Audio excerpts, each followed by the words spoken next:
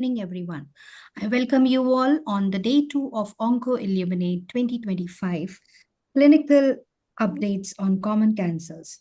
With immense pleasure, I would like to invite Dr. Lalit Sharma, who is consultant medical oncology at Manipal Hospital, Jaipur, for the welcome and introductory note and to take the proceeding forward. Over to you, sir. Thank you. Thank you so much for the introduction. Good evening, respected teachers, seniors, and dear colleagues.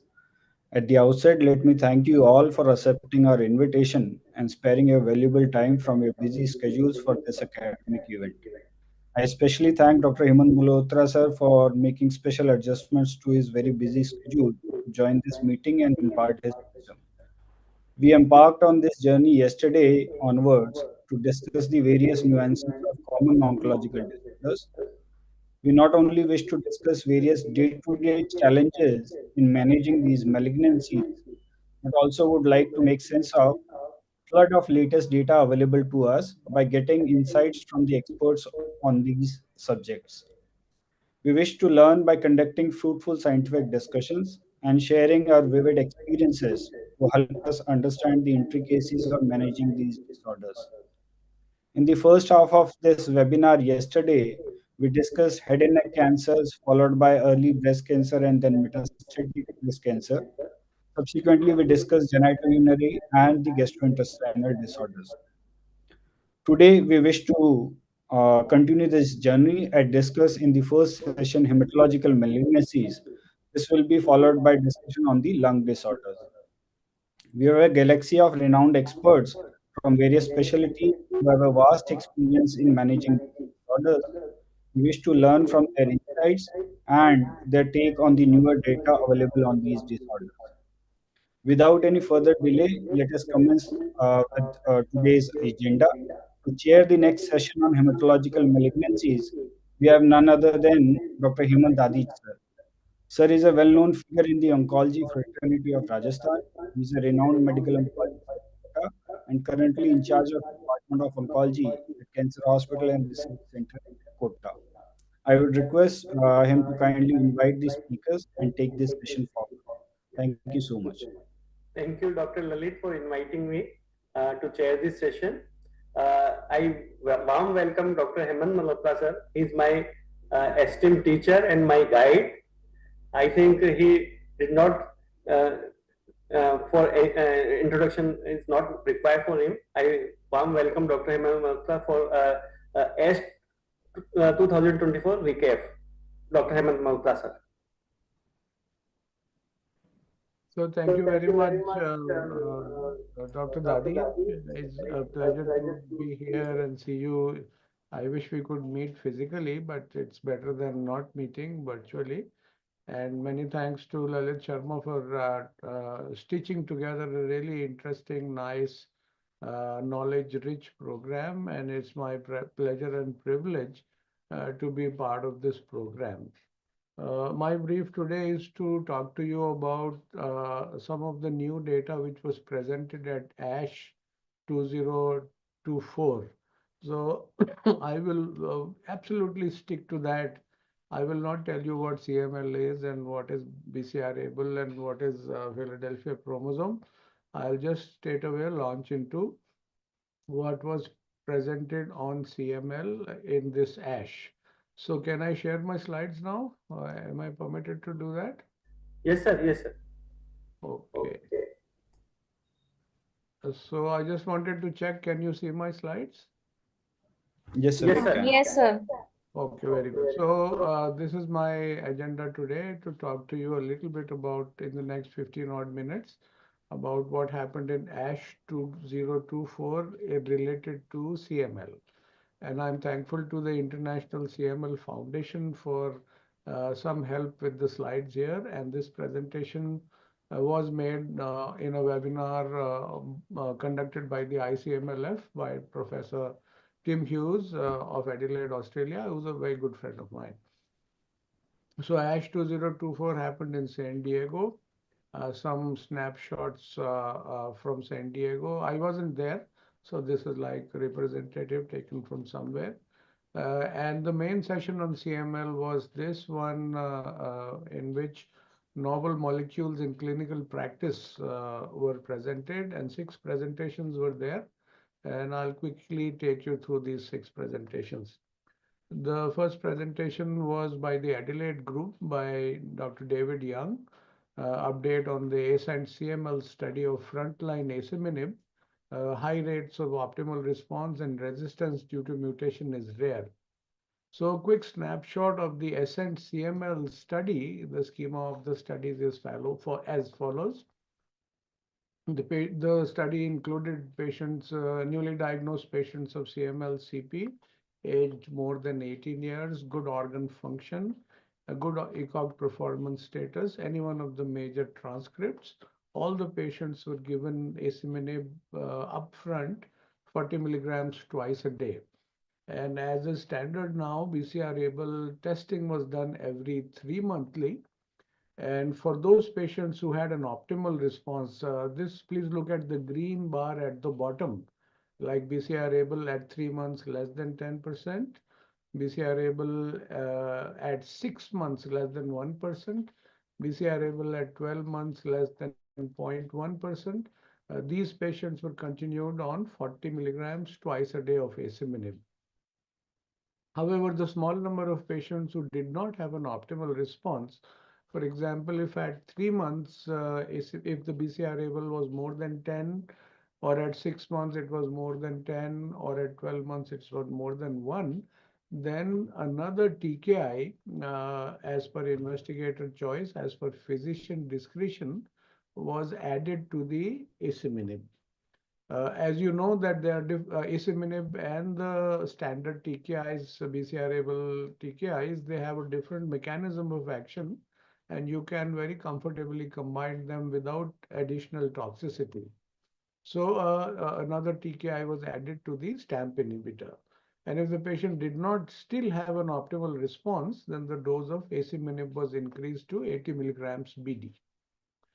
And here are the results for you. The major molecular response rates at 12 months was as high as 78%. And at 24 months, almost 90% of the patients had major molecular response. If you look at deep molecular response, MR 4.5, then at 3 years, at 36 months, more than half of the patients were in deep molecular response. Toxicities, if you see, majority of the hematological toxicities and also the non-hematological toxicities were in the first year of treatment. And if the patient crossed the first year, then in year 2, year 3, year 4, the toxicities were very minimal. And similarly, alterations of pancreatic function, liver function usually happen in the first year. And after the first year, the incidences, the chances of these toxicities were significantly reduced. In this study, they did find that if the patient had any one of these mutations, this is the middle column which you see, then there was an adverse, there was a suboptimal response then. Either one patient went into blast crisis, and a lot of other patients lost their molecular response. The second abstract was presented by Professor Cortes. He is again a very dear friend of mine. And this abstract was titled Asciminib Demonstrates Favorable Safety and Tolerability as compared with investigator-selected TKI in newly diagnosed CML patients in the pivotal phase 3 AC4 first study. The 96-week update. All of you would be aware that this study was published in the New England Journal of Medicine along with the ASH conference, but the follow-up there was a little less. So this is the 96 weeks update. The AC4 first is a head-to-head study comparing asciminib versus all the other standard of care TKIs in newly diagnosed patients of CML. And you're aware of the inclusion criteria, newly diagnosed CML CP who were previous TKI naive. Age had to be more than 18 years of age. And there was a pre-randomization TKI selection by the treating physician, and then there was this one-to-one randomization. Patients received either imatinib or a second-generation TKI. A little complicated randomization. The primary endpoints were MMR at 48 weeks, and the secondary endpoints were MMR at 96 weeks. Uh, and these are the results for you. One of the summaries of this table is that more patients were ongoing with asciminib than with all the other TKIs. So the first column here is the asciminib, the second column is imatinib, and the fourth column is the second generation TKIs. So you can see if you compare asciminib with imatinib, then 82% versus 52%.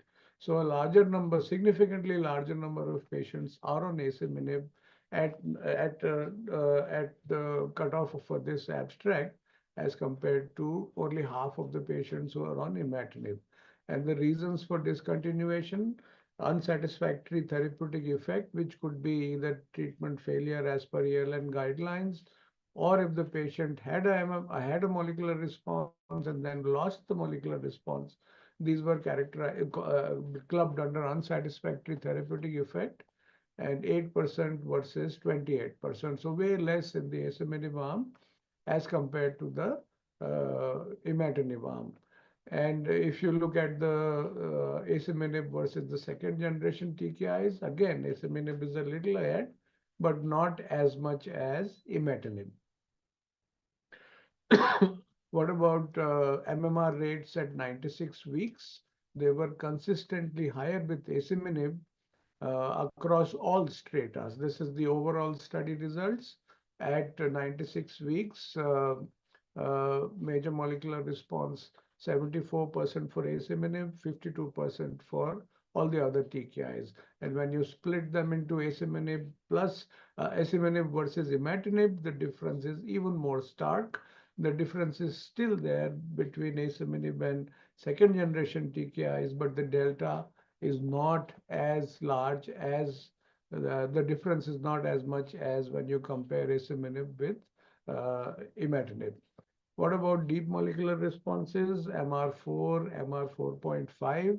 Again, asciminib way ahead when you look at the overall population, and very significantly ahead, almost more than 50% difference when you compare with imatinib.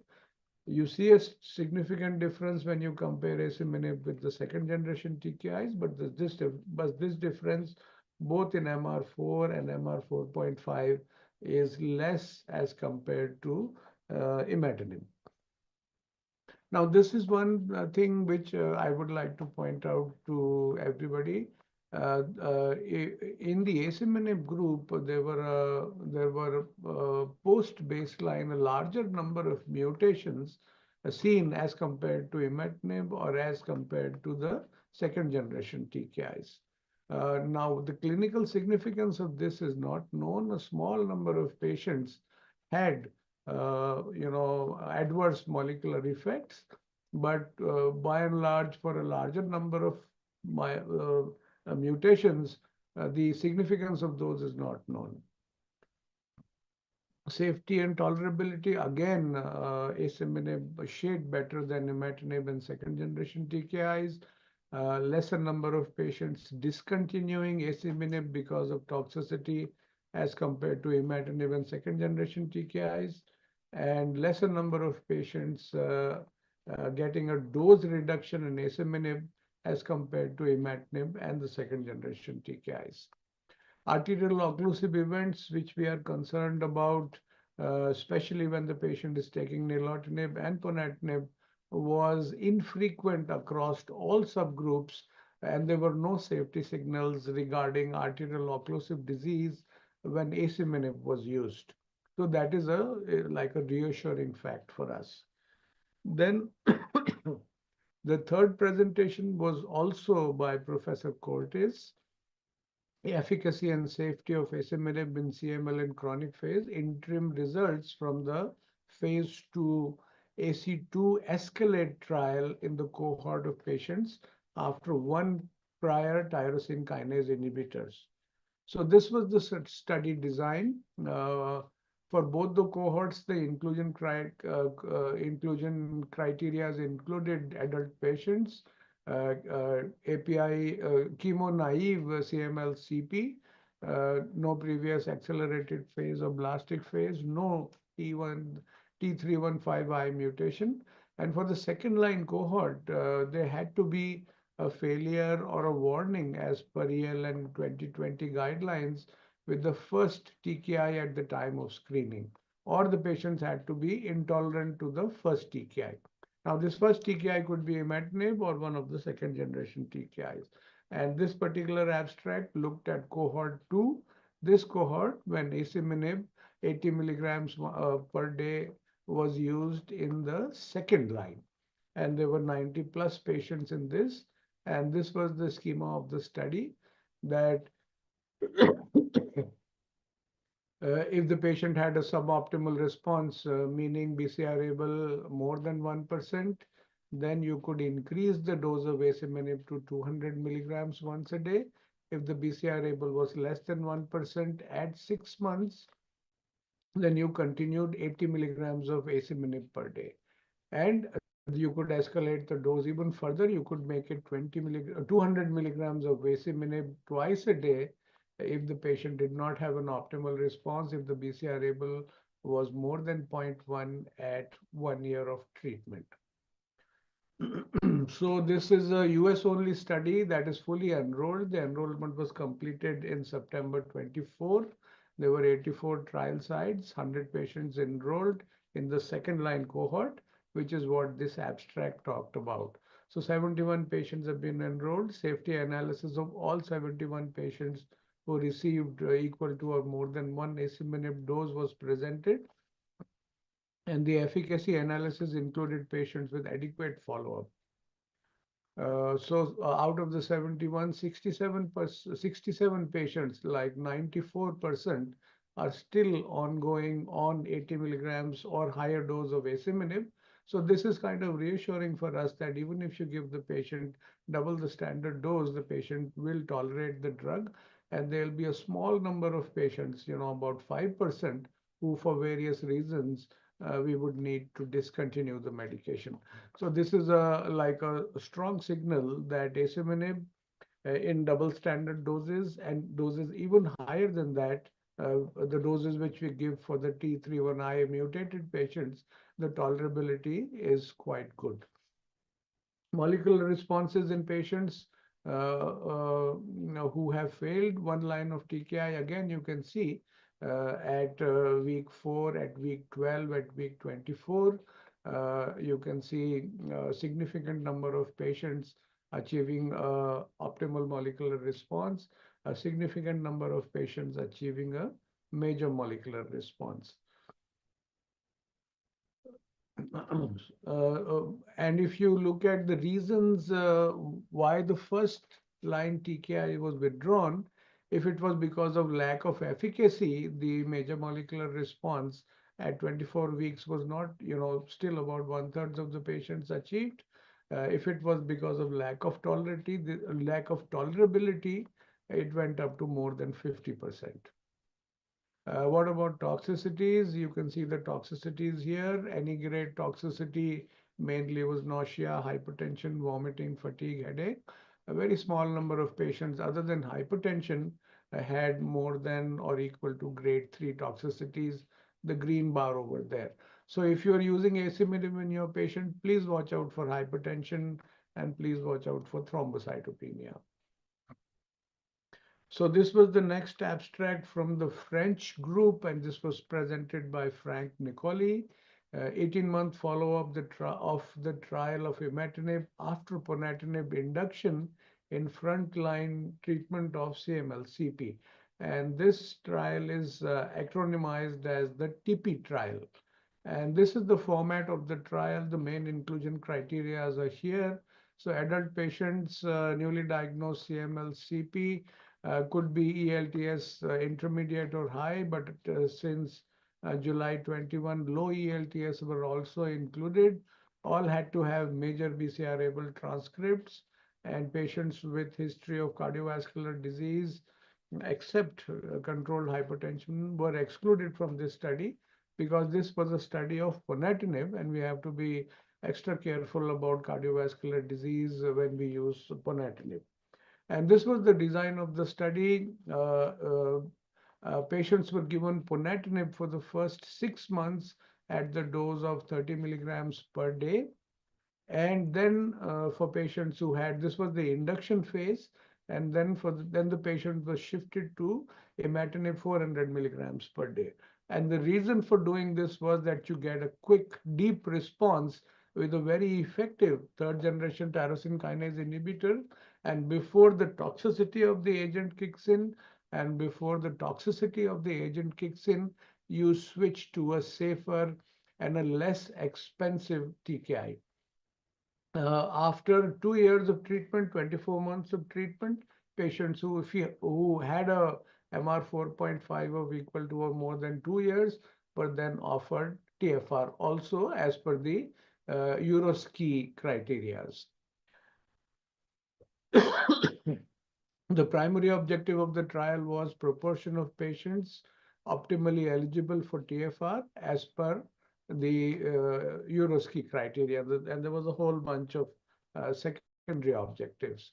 So 170 patients enrolled, 169 patients enrolled and treated, and this is all okay. You can see this is the distribution of the ELTS score and the so-called score of the patients.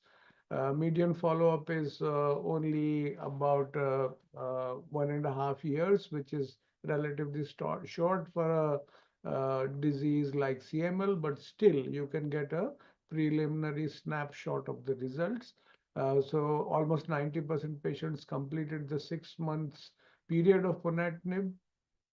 Median duration of ponatinib was 174 days. Median dose was 30 milligrams.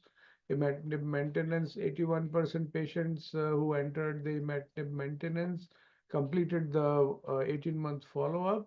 Only about 18% patients discontinued imatinib. Median duration of imatinib was more than a year, and daily dose was average dose was 400 milligrams per day. Here is the event-free survival curve for you, except for one sudden death in the induction period, meaning during the ponatinib, and one patient who had myeloid blast crisis. The 18 months data shows that the event-free survival is 86%. So these three deaths are concerning, one because of sudden death, possibly a cardiac death, and one myeloid blast crisis and one lymphoid blast crisis. Sir, sorry for interrupt you. Kindly conclude your talk next 1 minute. Okay, I'll do that. So, and you can see the incidence of molecular responses were also very satisfactory. If you gave 6 months of ponatinib followed by imatinib, very few grade 3, grade 4, grade 5 cardiac events. The next study was a new molecule from China, which is labeled as the TGRX678. This is a STAMP inhibitor developed in China, which has very good in vitro and in vivo efficacy. The phase 1 study was a dose escalation starting from 10 milligrams to 240 milligrams. Primary objectives were safety and tolerability as a standard for phase 1 studies.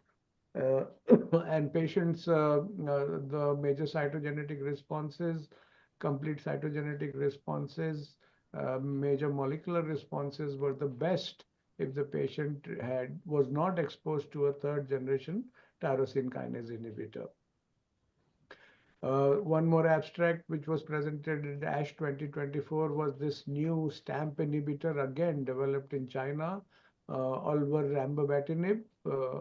And this was a phase 2 study, 40 milligrams of the drug. 50 patients were analyzed. This is the patient demographics. And most of the patients were resistant or intolerant to almost first or many lines of treatment. And with this drug, this new STAMP inhibitor from China, there was a very impressive, very healthy complete hematological response, major molecular response, complete cytogenetic response, and major molecular response.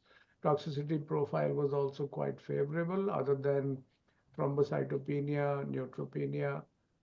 There were very few, other than skin pigmentation, very few grade 3, grade 4 toxicities. So this is the summary of the clinical major studies presented at ASH 2024. There were three presentations on asciminib. Frontline asciminib confirms superiority of the drug versus second generation TKIs, notable tolerability and safety. Kinase domain mutations were common, but the significance of these mutations is still not known. A second line data with asciminib when used in the second line looks promising, but the results are still very early. Ponatinib as an intensive initial treatment is feasible, and two STAMP inhibitors, both originating from China, both look promising at this early stage. And with that, I'd like to close my presentation and stop my slide. My say thanks to the organizers for this opportunity. Thank you, sir. Aman Malhotra, sir, for nice new information for us. For next session, I will invite. Ask a question. Sorry. Hemant sir, we believe that, why is this? So we believe that we are walking into a very fascinating phase of CML management with concepts of doublets and induction therapies kicking in. So, sir, could you kindly please share with us your experience with doublets at this point in time, sir? So as of just now, I haven't used a combination of asciminib with a TKI in any patients, not even one patient. So I won't be able to share my own experience. I have a few patients on asciminib, and the tolerability is really good. The only big hassle is the very huge cost of the drug. So I really wish and hope and pray that one of our Indian companies develops their own STAMP inhibitor. It's not a very complex thing to do in today's age of computational chemistry. And I'm hoping to see that, and all of us can together test that drug, do a phase 1, phase 2, phase 3 study, and have a affordable STAMP inhibitor for our own patients made in India. And so your take on the induction therapy concept? So I think a lot of us have been talking about it. It does make sense theoretically, and I mean, you could very well do an induction with asciminib, get the patient into a quick deep remission, and maintain that remission with imatinib. Theoretically, that's a good concept. We have some initial data that it might be some level 1 or 2 evidence might be there, but still it is early days, and we need to see, and we need to wait for longer follow-ups to be able to advise that as standard of care. And so would you say the same for the doublet therapy also? Can you repeat that? So would you do you feel the same way for the doublet therapy also, that we should wait for further data? Yeah, absolutely. I don't know. The Australians are very fond of doing that. They did that with the nilotinib also when the nilotinib came. And maybe that is a strategy which will work for our country. You use the inexpensive dose first, and only for patients who have a suboptimal response, then you go up the dose scale. So theoretically, in our country, that does make sense. Thank you, sir. Thank you so much for your wonderful talk and your insights. Thank you, sir. Hemant sir, kindly. Yeah. And now I invite Dr. Vishnu Sharma. He is an associate professor, clinical hematology, SMS Medical College. Now he will give update on S2024 recap. Dr. Vishnu. Thank you, Dr. Hemant, for the kind.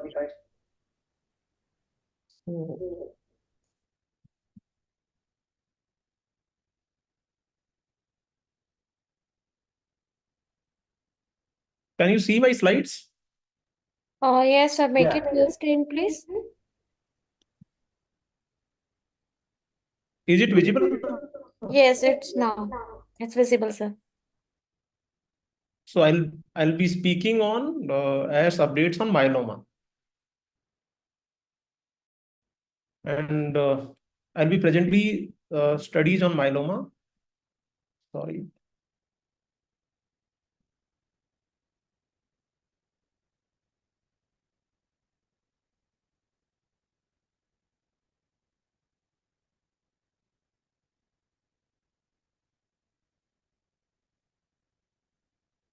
Yes. So first study is Aquila study, which is primary result from the phase 3 trial of daratumumab versus active monitoring for high risk smoldering myeloma. Second is IFM 2017 phase 3 trial of dara-len without the high dose dexamethasone versus len-dexa in elderly frail patients in newly diagnosed multiple myeloma. And third is DREAM 7 study of belantamab. So first is Aquila study. It was a primary result from the phase 3 trial of DARA versus active monitoring for high risk smoldering multiple myeloma patients. So we all know smoldering myeloma is asymptomatic plasma cell disorder, and most of the smoldering myeloma patients do not require treatment. And current standard of care is the observation only, and systemic treatment is required only when patient develops end organ damage or progression to active myeloma. Systemic treatment for patients with smoldering myeloma at high risk of progression may be beneficial in preventing end organ damage, as reported in trials with lenalidomide. And DARA has a single agent activity in multiple myeloma, we all know, with significant benefit in MRD, progression-free survival, overall survival in patients with myeloma. And DARA monotherapy has a very good tolerability and efficacy in intermediate risk and high risk smoldering myeloma. So this study evaluated the safety and efficacy of DARA monotherapy active monitored patients with high risk smoldering myeloma. So most 390 patients were enrolled, adults with smoldering myeloma less than 5 years of duration with clonal bone marrow plasma cells less than more than 10% with ambient more than 3 gram per deciliter with at least one high risk features defined as serum M protein more than 3 gram per liter or non-IgG myeloma or IgA smoldering myeloma with immunoparesis, that is reduction of uninvolved immunoglobulins, serum the FLC ratio more than 8 but less than 100, and clonal bone marrow plasma cells between 50 to 60%. So these are the patients which were enrolled and divided into two groups. The group 1, which included 194 patients, received daratumumab 1800 milligram fixed subcutaneous dara weekly for first 2 cycles, subsequently every 2 weekly in next 3 to 6 cycles, followed by the every 4 weekly up to 39 cycles or 36 months of 20 days cycle. In the second group, patients were monitored. These patients' primary endpoint was progression-free survival using IMWG criteria, and secondary endpoints were overall response rate, time to first line management, progression-free survival on first line of myeloma, and overall survival. These were the baseline characteristics. Patients from 18 to more than 75 years of age were enrolled. The between 18 to 65, 63% patient in the DARA arm and 64.5% in the active monitoring arm. So, the more than 75 year age was also there in significant proportion of patients. And patients were from ECOG 0 to 1. So fit patients were enrolled. And median time from SMM diagnosis to randomization was 0.8 years. Median bone marrow plasma cells were same in both the groups, 20%. And SMM type, IgG, 65.5% in the DARA arm, 70% in the active monitoring, in the active monitoring arm, and other variants like IgA and other variants were also there. So this was the PFS curve showing that at 24 months, 2 year, the PFS was 79.9%, close to 80% in the DARA arm compared to 63.3% in the active monitoring arm, and at 3% compared to 40.8% in the passive arm. And when it comes to the disease progression, the out of 194, the 34.5% experienced disease progression in the DARA arm compared to 50.5% in the active monitoring arm. And disease progression was monitored by calcium, renal insufficiency, anemia, bone disease, and by SLIM criteria, that is clonal plasma cell more than 60%, FLC ratio more than 100, and more than one focal lesion in MRI. When it comes to the overall survival was also slightly better in the DARA arm. So it was with hazard ratio of 0.52. 5-year overall survival was 93% in the DARA arm compared to 86.9%. So it was not statistically significantly different, but it was slightly superior in the DARA arm compared to the active monitoring arm. Coming to the safety issues, the more side effects were observed in the DARA arm compared to the active monitoring arm. Fatigue was observed in 34.2% patients in the DARA compared to 13% in the active monitoring arm. Upper respiratory tract infections were reported in 30% of patients in DARA arm compared to 7.7% in the active monitoring arm. Diarrhea was reported in around 28% patients, arthralgia in around 27 patients. So slightly more side effects were observed, but patient-reported health-related quality of life was maintained in the DARA arm, and the grade 3 and 4 side effects were reported in very few patients. 5.7% hypertension, and infection of clinical interest 16.1%, and the pneumonia was reported in 3.6%. So very acceptable side effects with DARA compared to active monitoring arm. So this was the investigator's conclusion. After 36 months of subcutaneous DARA monotherapy, it was found that it significantly prolonged the progression-free survival compared with active monitoring, and PFS by IMWG criteria, it was not reached in the DARA arm compared to 41.5 months in the active monitoring arm.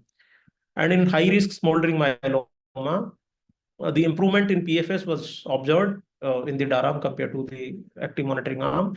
DARA was found to prolong overall survival compared to active monitoring with hazard ratio of 0.52, and it showed favorable safety profile, and patient-reported health-related quality of life was maintained with daratumumab in high-risk smoldering myeloma. So the final conclusion was early treatment with single-agent DARA offers patients with high-risk smoldering myeloma an opportunity to avoid or delay end-organ damage and progressive disease to active multiple myeloma, and it improves the overall survival. Second study, phase 3 trial of DARA plus LAN without long-term dexamethasone versus LAN-DEXA in frail patients with newly diagnosed multiple myeloma. So we all know the median age of myeloma diagnosis is around 63, 65. So we have a sizable proportion of patients diagnosed with myeloma beyond 65, 70 years of age. And these patients experience poor overall survival because of the frailty and the poor performance status.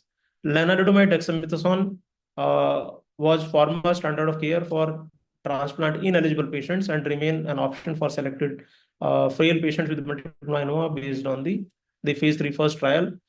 DARA RD, a new standard of care in transplant ineligible patient, but it based on the favorable efficacy and tolerability report, but it was associated with higher rates of infection and pneumonia versus the plain LAN-DEXA, particularly in elderly and frail patients. So this study was designed to evaluate the efficacy of DARA LAN without dexamethasone, and it was compared with the LAN-DEXA. So around 295 patients were randomized into 2:1 ratio, age more than 65, newly diagnosed multiple myeloma with frailty score of 2 or more than 2, in the DARA-LAN arm, patient received daratumumab 1,800 milligrams subcutaneous weekly for first 8 weeks, then every 2 weekly for 16 weeks, then every 4 weekly thereafter, with lenalidomide 25 milligram from day 1 to 21 in a 28-day cycle. In the Lendex arm, patient received lenalidomide 25 milligram daily for from day 1 to day 21, and dexamethasone 20 milligram day 1, 8, 15, and 22. That is weekly. And primary endpoint was progression-free survival, and secondary endpoints were overall response rate, response equal to or greater than VGPR, rate of MRD negativity, overall survival, and safety. These were the baseline characteristics. The patients, 60% patients had aged more than 80 years in the DARA-LAN arm, and 64% in the Lendexa. So they had like patients more than 75, 80 years with ECOG PS varying from 0, 1, 2, and 3, and the frailty score ranging from 1, 2, 3, and the 5 frailty score was also there in 8% patients in DARA-LAN and 9% in the Lendexa arm. And the high-risk features was also there in the form of deletion 17p in 9% patients, 414 translocation in 5%, and 1416 translocation in 3% patients, with renal dysfunction like creatinine clearance less than 30 in 1%, between 30 to 60 in 59% of patients. So this was the progression-free survival in patients in the DARA-LAN arm. Upper curve is showing the PFS of probability of DARA-LAN compared to the Lendexa. So it was 53.4 months in the DARA-LAN arm compared to 22.5 months in the Lendex arm. And when it comes to the overall survival, it was at 48 months, 68% in the DARA-LAN arm compared to 68% in the DARA-LAN compared to 48% in the Lendexa arm. The overall response rate is 94% in the DARA patients achieved VGPR. In the Lendex arm, only 12% patients achieved CR, and 39% patients achieved VGPR. So in the DARA-LAN arm, 77% patients achieved VGPR or better response compared to only like 51% patients in the Lendex arm. At 4 months, the VGPR was 38% in the DARA-LAN arm compared to 26% in the Lendex arm. At 12 months, 65% patients achieved VGPR or better response in the DARA-LAN arm compared to 46% in the Lendex arm. So VGPR or better rates were substantially greater in the DARA-LAN arm compared to Lendex arm. So grade 3 or more than 3 adverse events. So all grade adverse events were reported in 89% in the DARA-LAN arm, 79% in the Lendex arm, almost comparable, slightly higher in the DARA-LAN arm. And all grade 5 adverse events, neutropenia was reported in 55% in the DARA-LAN, almost double than the Lendex arm. Anemia 12% compared to 3% in the Lendex arm. Thrombocytopenia 10% compared to 5% in the Lendex arm. Non-hematological adverse events like pneumonia and other infections were also slightly were comparable, like 19% in the DARA-LAN arm compared to 21% in the Lendex arm, and pneumonia was also 6%, 8% comparable. So patient receiving DARA-LAN experienced no increased rates of infection or treatment discontinuation compared to Lendexa. And when it comes to the quality of life, it was also better in the DARA-LAN arm. So patient receiving DARA-LAN experienced improved quality of life and remained stable over the period of time. So this was the conclusion of the investigator. DARA-LAN significantly reduced the risk of progression or death by 49% versus Lendexa. Median progression-free survival for the DARA-LAN was 53 months versus 22.5 months in Lendexa arm, and DARA-LAN significantly improved overall survival by 48% versus Lendexa. Median overall survival was not reached in DARA-LAN group compared to 47 months in the Lendexa. And it shows the favorable safety profile in terms of infection or pneumonia, similar rates of treatment discontinuation in both the groups. So dexamethasone sparing treatment is effective and safe for elderly, frail patients in newly diagnosed multiple myeloma. So this was the conclusion of this study. This third study, which compared the belantamab mefloquine plus bortidexa versus darabortidexa in relapsed refractory multiple myeloma. So we all know multiple myeloma is a curable disease, even with the advent of CAR T cell therapy and advanced treatment options. And these patients ultimately relapse and require second, third line treatment options. Belantamab is an anti-BCMA monoclonal antibody. This trial was designed to evaluate the belantamab VD versus Dara VD in patients with relapsed refractory myeloma after at least one line of therapy. Primary endpoint was of PFS was met with the median PFS of 36.6 months in the BVD arm compared to 13.4 months in the DVD arm, and median overall survival was not reached at primary analysis. So this was the study schema, multi-center randomized open label phase 3 trial, median follow-up of close to 40 months. Adult patients with relapsed refractory myeloma previously treated with at least one line of therapy with progressive disease or after most recent therapy, no prior treatment with anti-BCMA targeted therapy, not intolerant or refractory to bortezomib or daratumumab, with ECOG PS of 0 to 2. So fit patients of relapse refractory progressive disease of myeloma were included. And these patients were divided into 1:1 randomization. 243 patients receives belantamab, bortezomib, dexamethasone in a 21-day cycle with belantamab at a dose of 2.5 milligram per kilogram IV every 3 weekly from cycle 1 to cycle 8, along with bortezomib and dexamethasone. In Dara, bortidexa, the dose of Dara was 16 milligram per kilogram IV from cycle 1 to cycle 3, followed by 16 milligram per kilogram every 3 weekly from cycle 4 to cycle 8, and along with dexamethasone and bortezomib. From cycle 9 onwards, belantamab was given at a dose of 2.5 milligram per kilogram IV every 3 weekly, and Dara was 16 milligram per kilogram IV every 4. And primary endpoint was duration of response, MRD negativity. So around 50% of patients received at least one line of therapy, and very few patients had previously received Dara treatment. This was the overall survival curve, and you can appreciate that the probability of overall survival was better in the BVD arm compared to Dara VD arm. It was 79% at 24 months compared to 67% in the DVD arm. At 36 months, 74% compared to 60%. So median overall survival was not reached in the BVD arm, and the modeling predicts of median overall survival was 84 months with BVD compared to 51 months in the DVD arm. So this shows the superiority of BVD over Dara VD. So with the statistical testing after significant OS difference, MRD negativity considered significant, and CR or better response and MRD negativity was reported in 24.7% in BVD compared to 9.6%, and it was statistically significantly better. Now, VGPR or better response with MRD negativity was reported in 38.7% in the BVD arm compared to 17.1%.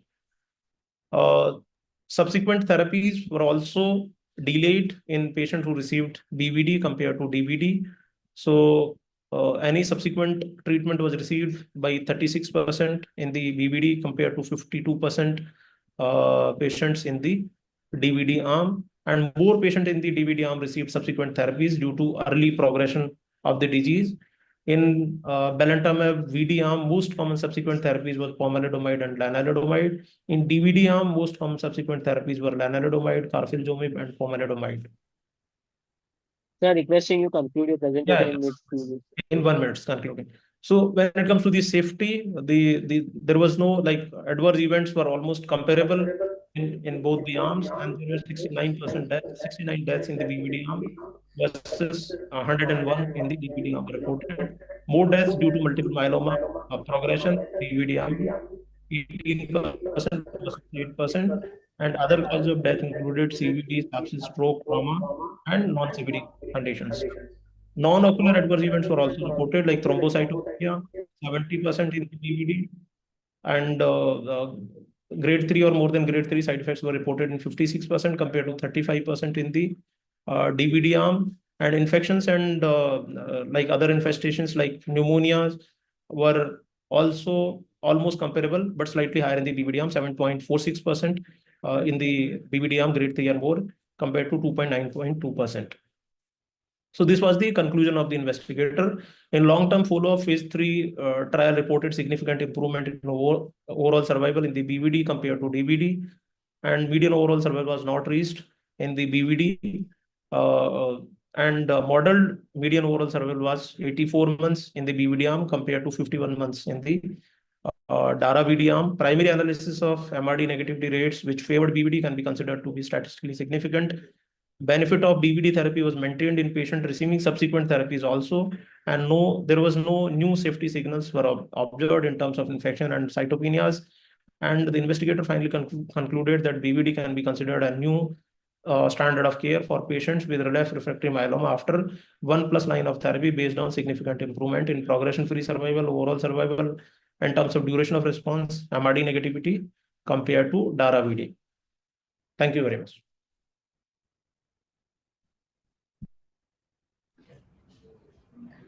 Thank you, Dr. Vishnu, for nice insights of new trials. Any questions from the audience? Yeah. Dr. Vishnu, so what is your take after going through all this data? How should we be changing our immediate practice Monday onwards? Do we have a take-home immediate change in practice from this? See, in the first study, the smoldering myeloma patients can be treated with daratumumab monotherapy safely with better progression-free survival, with better tolerability, and there was no safety concerns which were reported. In elderly frail patients, you can consider dara-len without dexamethasone. So dara-len, when it was compared with len-dexa, the overall survival, progression-free survival was better with dara-len compared to len-dexa. Third study concluded that belantamab with boti-dexa was superior in terms of PFS, OS, and when patient required subsequent line of therapy, the response was better, and only fewer patients require subsequent therapies, and duration of response was also longer. So definitely the DARA will become like more and more people will be using DARA for smoldering high-risk myeloma, and DARA-len can be used in high-risk frail elderly patients, newly diagnosed myeloma. Wonderful. Thank you. Thank you for your insight, Dr. Vishnu. Thank you.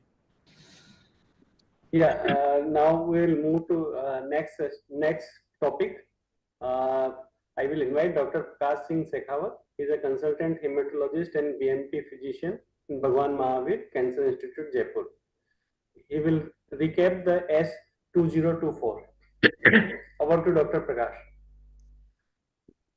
So, thank you, Dr. Lalit, and thank you, Dr. Hemant, for giving me this opportunity. Are my slides visible? Yes, sir. Make it full screen, please. It's been done, already done. So is it okay? There might be a slight lag. Let's wait for a couple. Yeah, it's full screen now. I will be speaking on S24 lymphoma updates, and I have chosen only 3 updates. So first is a Mythic FL1. It is a phase 2 single agent mosunetuzumab study in newly diagnosed follicular lymphoma. FL1, it's follicular lymphoma, first line and single agent. We all know that follicular lymphoma is mainly treated with chemoimmunotherapy, specifically BR of late. And mosunetuzumab is a BiTE, CD3 and 20, and it has already been approved for relapsed refractory follicular lymphoma. So this study is evaluating its role upfront as a single agent in follicular lymphoma. So it's a subcut agent, and the preliminary finding has shown stupendous result. with a manageable toxicity profile. In done, so they have given first cycle in which the drug is given weekly for 3 doses. Day 1, 8-15, the dose is 5 mg first week, then 45 mg, which is the standard dose from next week onwards. And from second cycle, the dose is 45 mg every 3 weeks. So they have given this as a single agent, and they've stopped it at 8 cycle if the patient has achieved CR, and have continued it for another 9 cycle, total 17 cycle if the subject has achieved PR. And it's a OPD basis drug. It's like teclistamab. So it's a bite 3 and 20. So there is a risk of CRS and ICANS, but which was very minimum. So patient needs prophylactically dexamethasone and paracetamol also for the anticipated CRS, and from second cycle it can be cut in half if the CRS is not there. Primary endpoint was CR as per the Lugano classification, and second endpoint was overall response rates, PFS, and duration of response, all these things. So they have taken 78 patients, and in these 78 patients, we know that follicular lymphoma is in 50s and 60s. So median age here was 59, and almost 44% were female. And race-wise, it was mainly done in Western, so most patients were white, and 13% patients were of Asian ancestry. Mostly it was non-Hispanic, and most of the follicular patients, we know, as per their performance status, they are many a time we don't even treat them. So it is kept on sometime wait and watch. So those patients who have been decided to be treated with this mosunetuzumab, out of them, the grade 3A was 19%. Most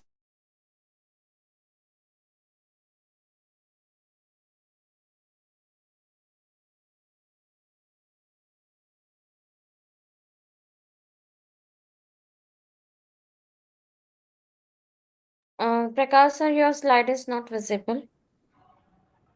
I think we lost him. Even the audio is not there.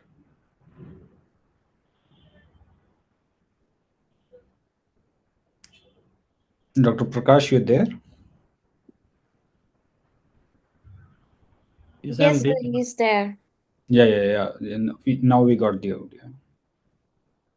It's okay. Now you are audible. Can you please share your screen again? I'm doing again, sir. I'm doing again. I've shifted yesterday only, so I have this internet issue right now. Just 1 second. Again.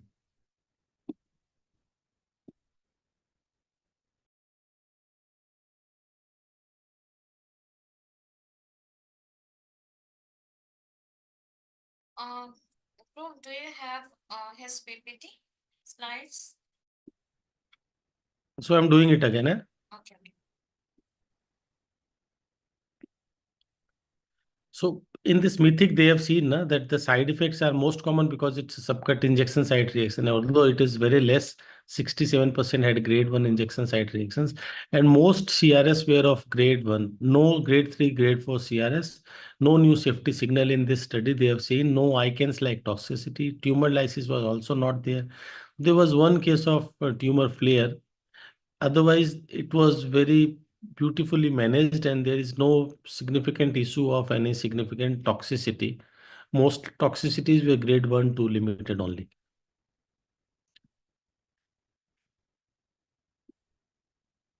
So the investigators' conclusion were that the mythic FL1 trial of fixed duration subcutaneous mosunetuzumab as a first-line therapy is have achieved almost ORR of 96% with a 80% CR rate, which is very significant. And 1 year PFS was 90.7%, and 1 year OS is also 98%. So everything is in the first bracket, first category.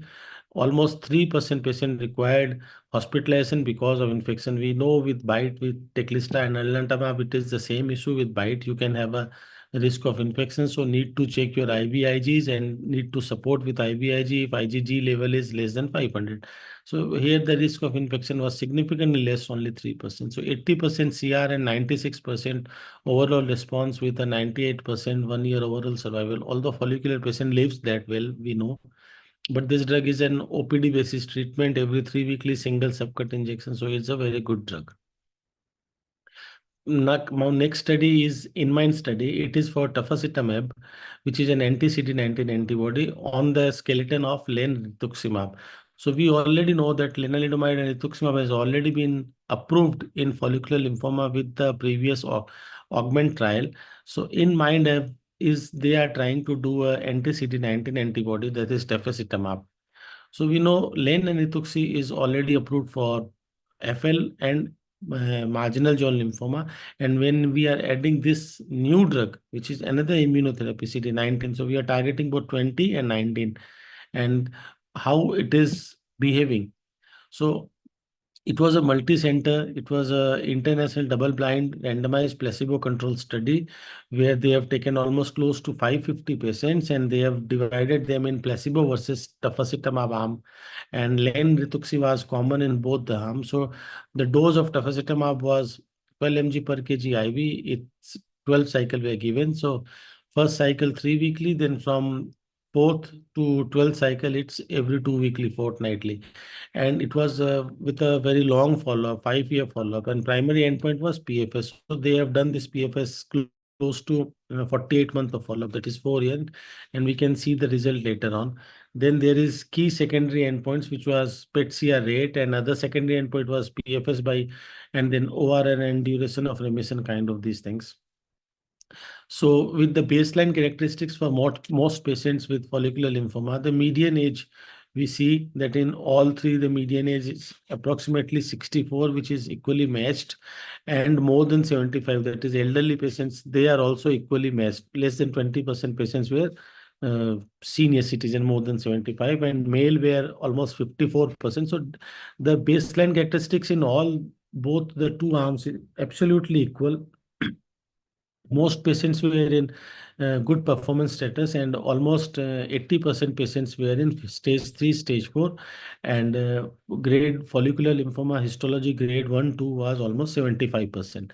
And B symptom was not a major part of all these patients.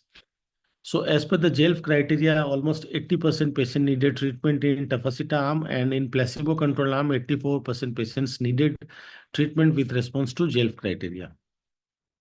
And because it's a study for refractory follicular lymphoma, so most patients have received 1 line of treatment, then 2, then 3, and almost 7 to 8% patients were there who have already received more than equals to 4 line of treatment. And POD24 is important for follicular lymphoma. Here also we have seen POD24. So those patients where the disease have progressed within the last 2 years, they were almost 54%. And refractory to last therapy. So those patients who were relapsed after the previous therapy within 2 years is 54 to 59%, and refractory were 41%. So more patients were refractory in tafasito arm compared to placebo arm. And median follow-up at 14 months, we can see that the median PFS was not reached the upper arm in tafasito arm versus a placebo arm. It's 13.9 months, and the p-value was statistically significant of 0.0001. And if we see the median PFS as per different categories, the POD24 or whether they were anti-CD20 refractory or not. So even in those patients who were already rituximab refractory, we can see a statistic significance in terms of, we can see a better PFS in terms of those patients who were already CD20 refractory.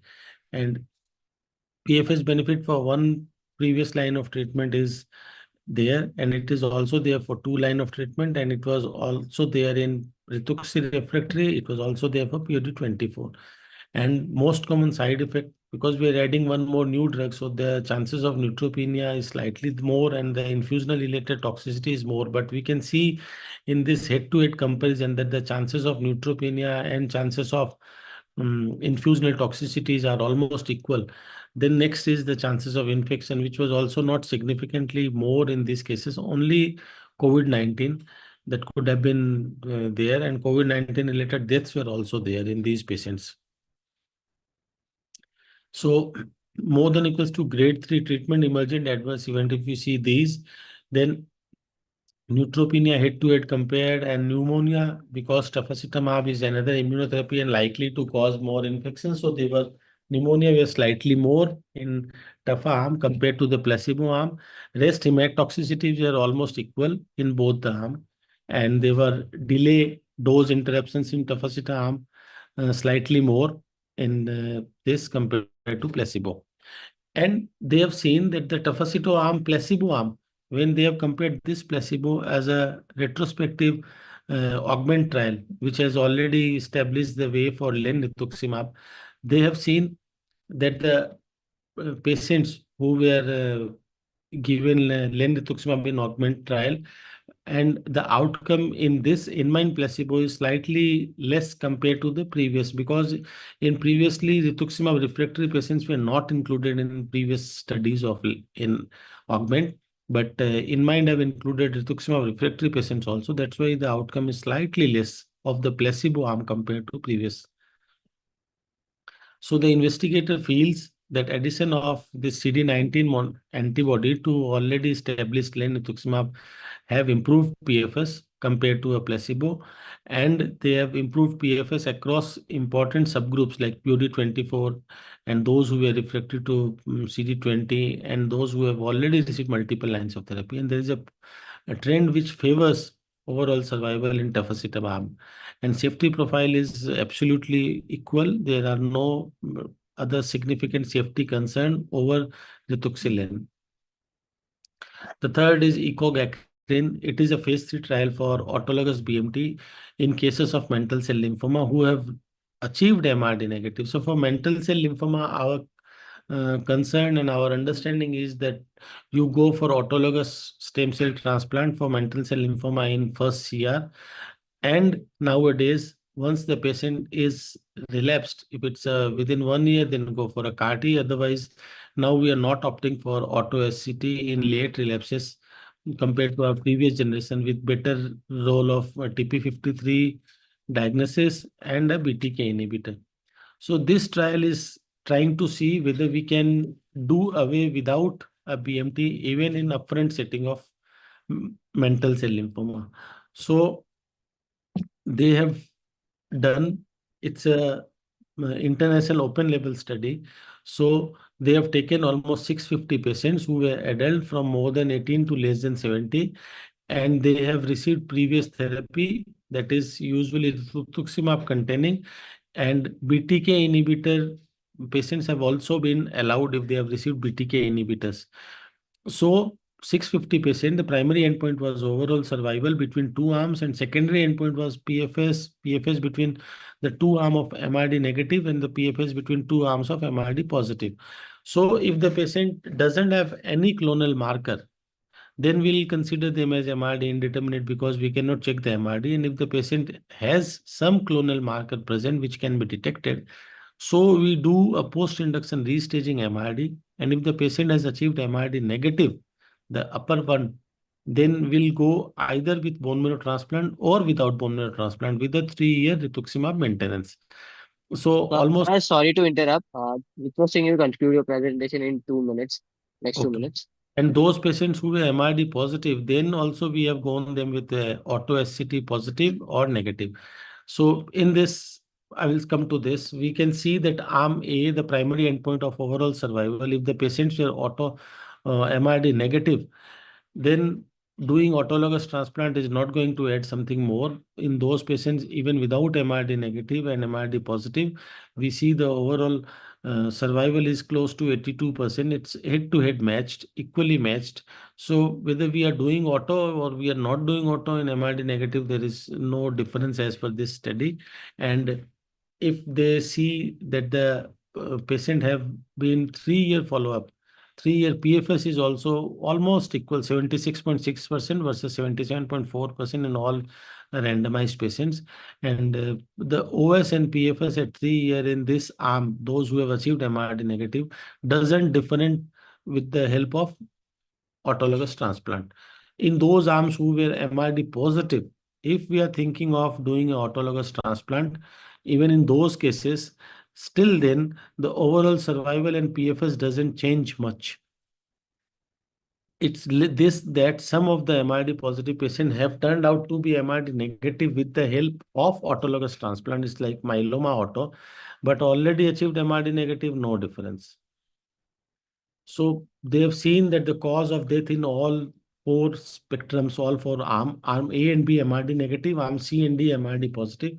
So COVID was a cause of concern during that. Otherwise, lymphoma, the disease per se, is the main cause of death in these patients.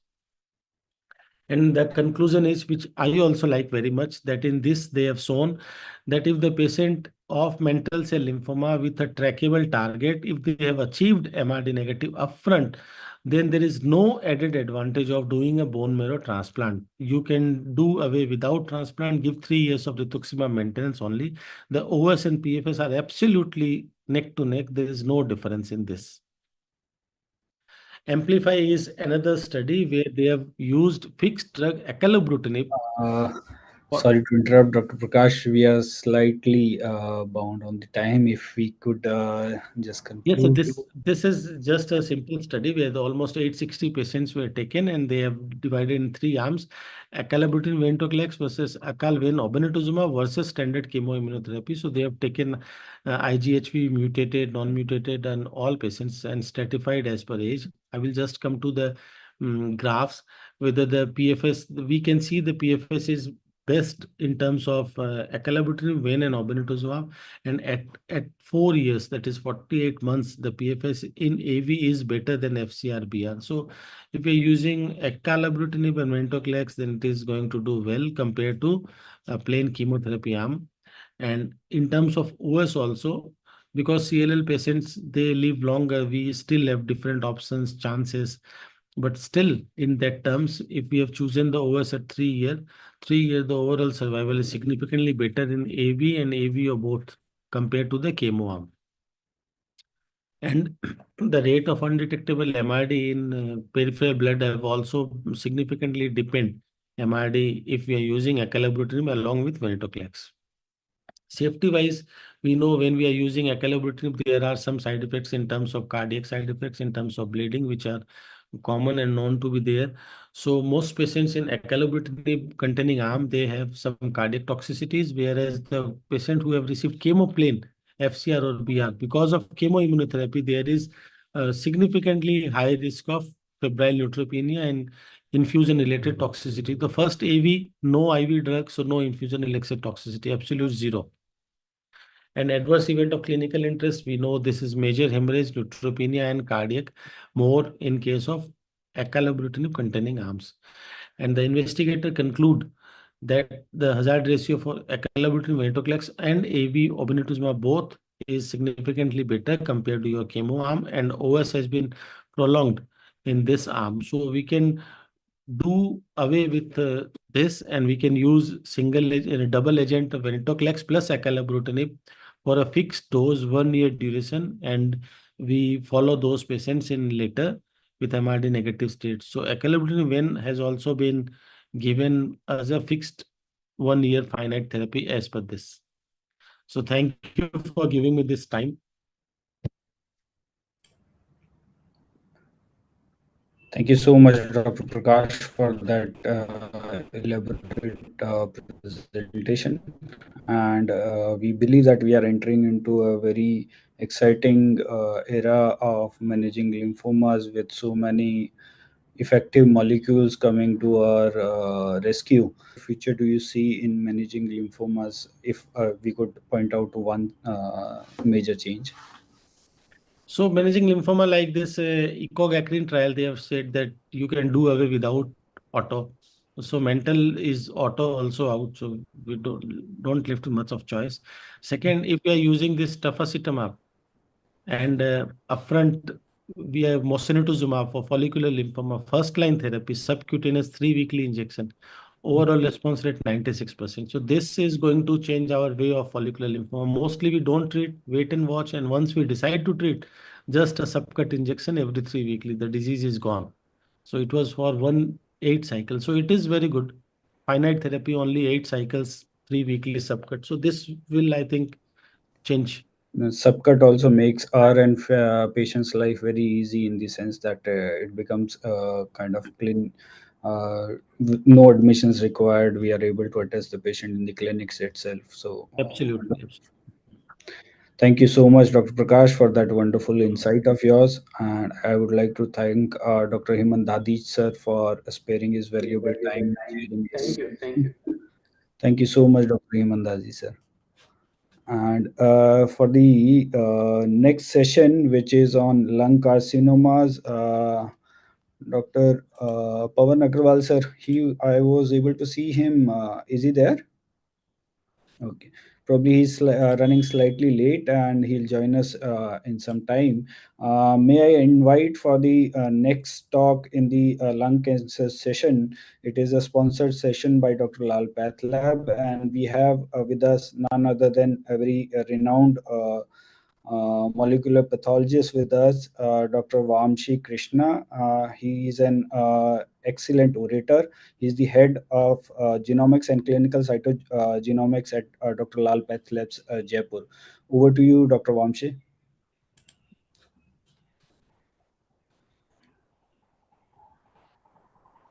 A very good evening, and thank you so much, Dr. Lalit, for having us, in this session.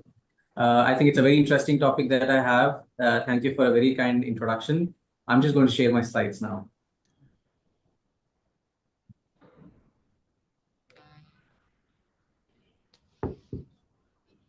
Are my slides visible? Yeah, they are. Yeah.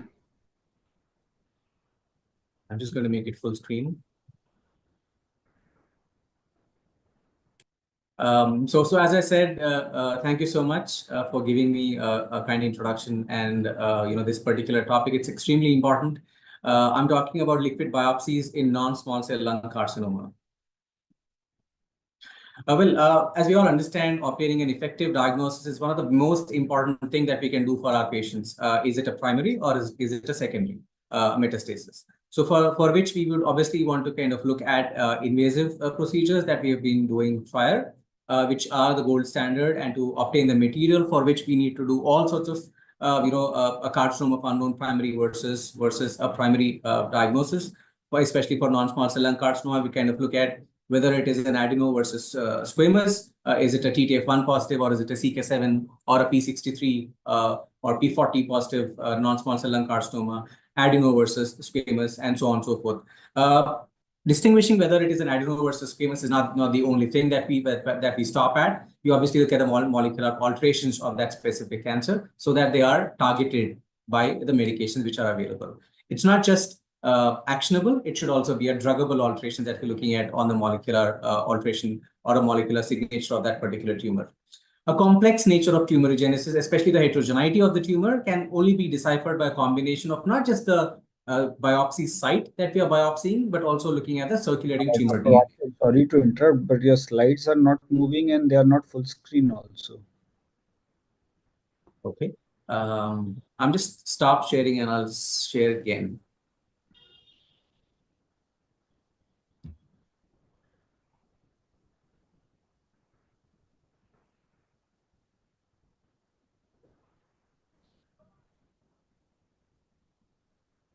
Are they full screen now? Yeah, they are sort of. Is the screen moving? Yeah, it's moving. Okay, sorry. So I was just mentioning that effective diagnosis obtaining is an extremely important thing. A complex nature of tumorigenesis. Obviously, the heterogeneity of the tumor is more sort of valued, especially in ctDNA, and not just the site of the biopsy that we are biopsying. One of the most commonly known cancers, which is your non-small cell lung carcinoma. What is liquid biopsy? Liquid biopsy obviously would give you an ability to perform molecular diagnostic testing using a minimally invasive technique. I'll get to the sample types, but what are the usual what do we mean by liquid biopsy? It's not just the circulating tumor DNA; it's also circulating tumor cells, which were the first to come in in the field of cancer for the liquid biopsy. And there are exosomes, which are these extracellular vesicles, wherein we are trying to look at the microRNA and other molecular markers as well. So this is the entire thing which comprises the liquid biopsy. So as you can see in this particular figure, it's the bottom is the circulating tumor cells, different ways of enrichment, different ways of looking at these particular circulating tumor cells. How do you detect them and how do you enumerate them? And how are we going to use them in the time frame of the patient's from the patient's diagnosis, treatment, and the monitoring? On the top half, you can see the circulating tumor DNA, wherein you're able to look at the entire spectrum from the chromosomes, the copy number variations, to the point mutations or the small little indels on the DNA, as well as on the RNA part, you can look at the fusions. What are the various sample types that we can look at? These are the peripheral. The most common that we look at is the peripheral blood. But what if it is a glioma? What if it is a tumor which is present only in the CNS and not really coming out? So CSF is also something which can be used as a sample type for looking at the circulating tumor DNA. And we are not looking at the primary site and not doing a stereotactic biopsy as well, if it's an unreachable site of the brain. Ascitic fluid, pleural fluid, and obviously urine is a very commonly used sample type for detecting the circulating tumor DNA based molecular markers. Coming to circulating tumor cells, because these were first discovered in 1869. They were useful in cancer biology, to study the cancer biology and research. Then we started looking at the molecular profiling of different cancers. And now we use circulating tumor DNA in the era of precision medicine as part of our liquid biopsy, the tumor liquid biopsy. There are various methods to enrich these circulating tumor cells, which I'm not going to in this particular talk of mine. But what are the various utilizations of circulating tumor DNA in circulating tumor cells in cancer? One is prognostic evaluation. What's happening with the risk estimation for metastatic relapse? Two, therapeutic outcome assessment, the treatment monitoring, as well as the guidance for looking at the oncology-based precision medicine that we practice these days. And then obviously a dynamic marker monitoring during the treatment. What markers were positive during the diagnosis and what markers are present now when the patient is in remission. Talking about next generation sequencing, also called as the massively parallel sequencing. These are various applications of next generation sequencing, and one of them is one of the major ones that we talk about is oncology. So liquid biopsy, cell-free DNA versus circulating tumor DNA. Cell-free DNA or circulating tumor DNA is what we extract, and we try to look at the various molecular markers in that specific circulating tumor DNA. However, circulating tumor DNA versus circulating free or the cell-free DNA does not have a big distinguishing factor. So we do not know how much of cell-free DNA contains circulating tumor DNA, or how much of circulating tumor DNA is present in the cell-free DNA that I've isolated from the sample that I've got. Well, some major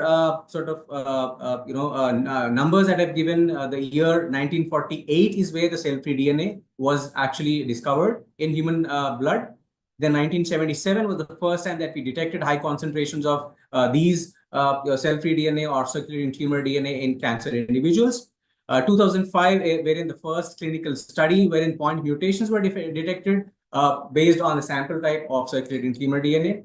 2015, which was 10 years earlier, we utilized this circulating tumor DNA in the first study for targeting therapies using the next generation sequencing. So 10 years down the lane, now in 2025, we're looking at circulating tumor DNA and the tumor biopsy DNA as being complementary to each other to look at a comprehensive understanding of tumor biology, and also to give out all the druggable targets for our lung cancer patients.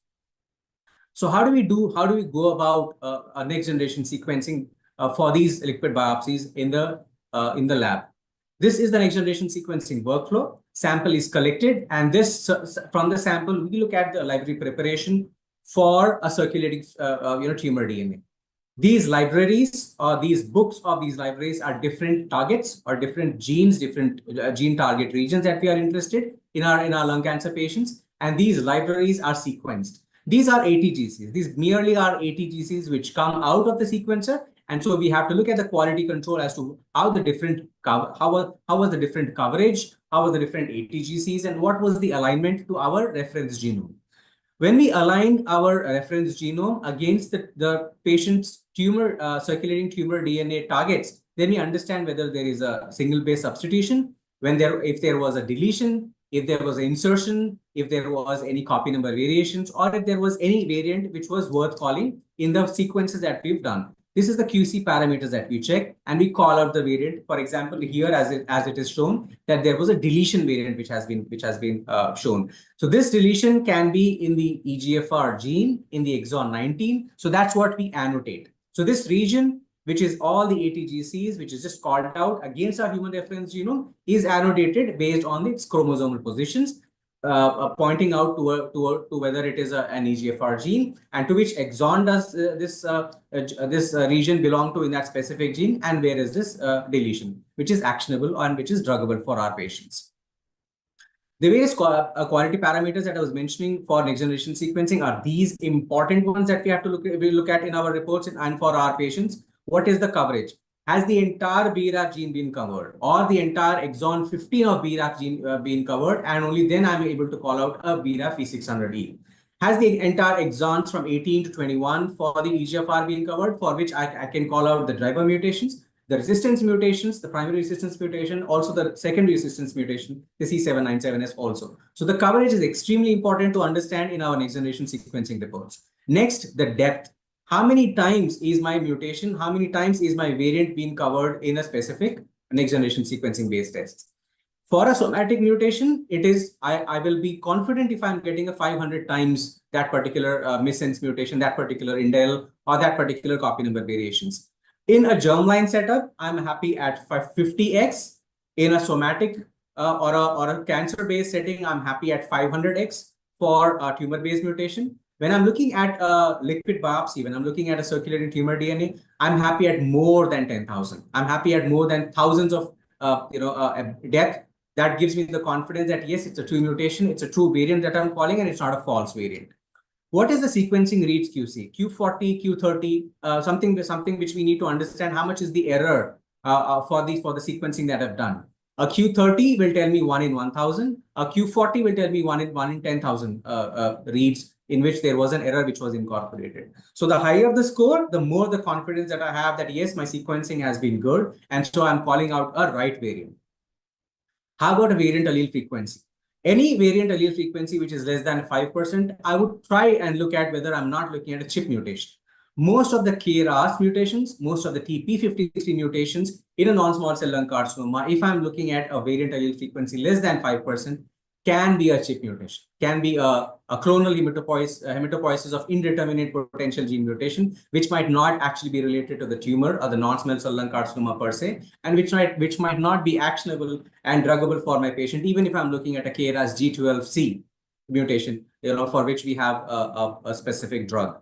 What about the error correction? Error correction is possible. Error correction should be done at the wet lab and the dry lab part. When I say the wet lab, when I'm preparing the sample, when I'm preparing the libraries, and when I'm sequencing them.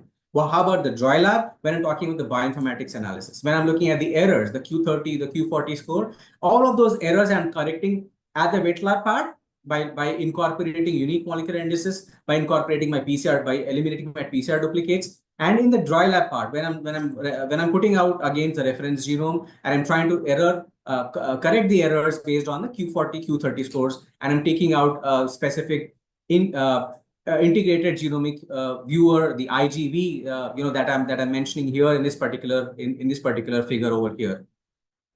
If you look at the variants in the various variants in next generation sequencing reporting, I'm calling it as variants. I'm not calling it as mutations. There are certain terminologies which we very commonly use, as a layman term. If I'm calling a layman term as a mutation, then it is present in less than 1% of the population. If more than 1% of the population has a specific change, has a specific base substitution, that is called as the polymorphism. So polymorphisms are something which I would not be reporting in a tumor NGS report. I'll be only reporting a variant. I'll be reporting a mutation.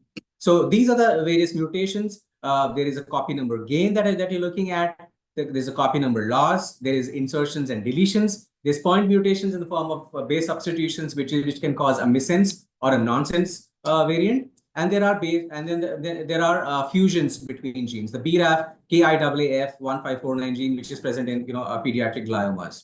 So these are the various variants which we report in next generation sequencing. We are moving towards tumor agnostic approach, and we are moving towards a comprehensive genomic profiling. NCCN guidelines previously spoke about 11 or 12 genes. Now they spoke about at least 50 genes or more than 50 genes is what a comprehensive genomic profiling a lung cancer or non-small cell lung carcinoma patient can benefit from. A prior approach was looking at one gene at a time and then going for reflex. EGFR is not, EGFR is negative. So let me look at the ALK, let me look at ROS, let me look at RET, and so on and so forth. Then we go on for a panel approach, which is very common, a very cost-effective approach, be it a 12 genes or be it 50 genes. And as I mentioned, we're moving more towards a comprehensive approach because we're not just looking at the variants that we just looked at in the previous slide, not just the DNA mutations and the RNA fusions, but also looking at various other molecular signatures, especially in the form of TMB, MSI, and so on and so forth. A tumor agnostic approach, growing list of biomarkers all the way from carcinoma of unknown primary to a BRAF V600E mutation, which I'm finding not only in my non-small cell lung carcinoma, not only in my colon, in hairy cell leukemia, and all the others that are targetable by DABRA and TREMED. So I'm moving towards a tumor agnostic approach. It's not just the DNA and RNA mutations and the fusions. I'm looking at the NTRK fusions, which are pan-tumor markers. Tumor mutation burden is a pan-tumor marker. MSI is a pan-tumor marker. And all of these markers have a good heterogeneity in your circulating tumor DNA as against a biopsy, which we have subjected to a formalin-fixed paraffin embedding. And that could obviously have its own cold ischemia and the fixation artifacts, which could interfere with our with identifying the molecular signature in our tumors. The College of American Pathologists and Association for Molecular Pathology. These are the ones which regulate industry's guidelines towards testing. And obviously the ASCO, the NCCN, and the ESMO, all others, they give out to you the treatment guidelines based on the testing guidelines by these specific associations. When the patient is unfit, when I need a quick answer towards my patient's molecular markers, obviously it's the circulating tumor DNA which is going to help you because there is no tumor biopsy, there's no fixation of that particular tumor biopsy, and then there's no extraction. It's straight away circulating tumor DNA extraction from a peripheral blood sample. So it reduces the turnaround time, and it also obviously increases the yield of actionable alterations because it gives you a tumor heterogeneity. The entire heterogeneity of the tumor, the entire tumor in the lung is obviously being represented in the circulating tumor DNA, which is passed down, into the peripheral blood. Upon the need for testing upon progression for patients, obviously when we do not have any initial biomarker, any initial molecular biomarker, then upon progression, the circulating tumor DNA obviously would give us an increased yield of actionable markers that we have. It's extremely important again to look at all of these various NGS parameters, which would be helpful for us to have the confidence that yes, I'm giving the right drug. The patient has the confidence that yes, I'm going to get benefited because a right treatment is being initiated out to me. As a liquid biopsy, it's not just from the screening, diagnosis, follow-up, our patient is in remission, then the relapse and how he has progressed as the second time again, the EGFR del19 or the L858R, which is the common mutations. We've given them the second generation or the first generation TKIs as against the osimertinib. So the patient had a T790M, and then the T790M was treated with your osimertinib, but then again, there's a C797S or a MET exon skipping 14 mutation, or the MET amplifications, which the patient had, the tertiary mutations and having the progression. All of this longitudinal approach is especially helpful on the circulating tumor DNA, when we do not have to go in to do the entire rebiopsy for those patients. We also need to understand the limitations that when a tumor biopsy or a liquid biopsy is negative, they can be complementary to each other. A 30% false negativity is a very commonly agreed number for liquid biopsies to be negative in a patient of non-small cell lung carcinoma. So any negative liquid biopsy patient has to go in for a tumor biopsy, obviously, especially when in a metastatic or an advanced setting. We do not understand how many times these specific guidelines would change. it is always based on the lab which is validating that specific assay. These are the guidelines in 2023, 2 years back, wherein NCCN guidelines spoke about liquid biopsy being not being in lieu of a molecular diagnosis of a tissue biopsy. They are complementary to each other. A 30% false negativity rate is what was cautioned by NCCN 2 years back, and now we have some clear guidelines both from Association of Molecular Pathology as well as for NCCN for the treatment guidelines, wherein ctDNA testing obviously should not be used as a single standalone testing marker for the molecular signature of our lung carcinomas. For stages 1 to 3, tissue biopsy is obviously preferred because we have that tissue biopsy, the patient is doing well. The patient might not really give out enough tumor DNA. The EMT might not still be developed for the tumor DNA to actually pass it on to the metastatic sites. The yield of circulating tumor DNA in our sample, in our plasma sample, might not be good, so it not be a good sample type. So that's the reason why tissue-based testing is still preferred in the early stages, at least up to the stage 3. Then studies obviously have demonstrated that ctDNA has a very high specificity. The false positivity, the true positivity of ctDNA is really good. It is very, very well agreed upon based upon your validations. There are certain limitations of ctDNA testing, which obviously can which can impact your interpretation also, and which are all which I've mentioned earlier: the CHIP mutations, the KRAS, and the TP53 mutations also. So liquid biopsy obviously has a lot of utilities, and we also have a lot of challenges. The various studies which gives really good concordance between the tumor biopsy and the tumor biopsy, as well as the circulating tumor DNA biopsy. But there's no specific guidelines as such that which you should follow. The point is, when your ECAS is good, when your proficiency testing is good, when you are following all the CLIA guidelines, and you have a good laboratory practices in which you're not missing out on treating a patient who has a specific or a common molecular biomarker which is detectable on the circulating tumor DNA, and you're able to you're compliant to these specific common College of American pathologists and the UK NEQAS, which are really good proficiency testing bodies. I think the lab is doing well. That particular lab would be doing well on circulating tumor DNA. Of course, negative 30%, which we have to be really keeping in mind, and which is how we have to complement both the tumor biopsy as well as the circulating tumor DNA or the liquid biopsy for our patients. That's my last slide, and thank you for your patient listening. I think it would be good if you have any interaction, any questions for me. Thank you so much. Thank you so much, Dr. Vamsi, for that elaborate presentation, and it did cover almost all intricacies of liquid biopsy. And there is more and more interest into liquid biopsy, this being a very non-invasive test, and the technology is being improving and giving us more and more answers. So one concern which we usually find is the false negative rate. So we clinicians are always interested in knowing, is there anything which in from our aspect, the clinicians aspect, is there anything which we can contribute to in improving that? I think one of the most important things with circulating tumor DNA or the liquid biopsy is the pre-analytical variables. So how is the sample, and how is the circulating tumor DNA in that sample? I'm able to isolate, or rather separate out, the cell-free DNA from that sample, but how much of that cell-free DNA contains circulating tumor DNA from that patient?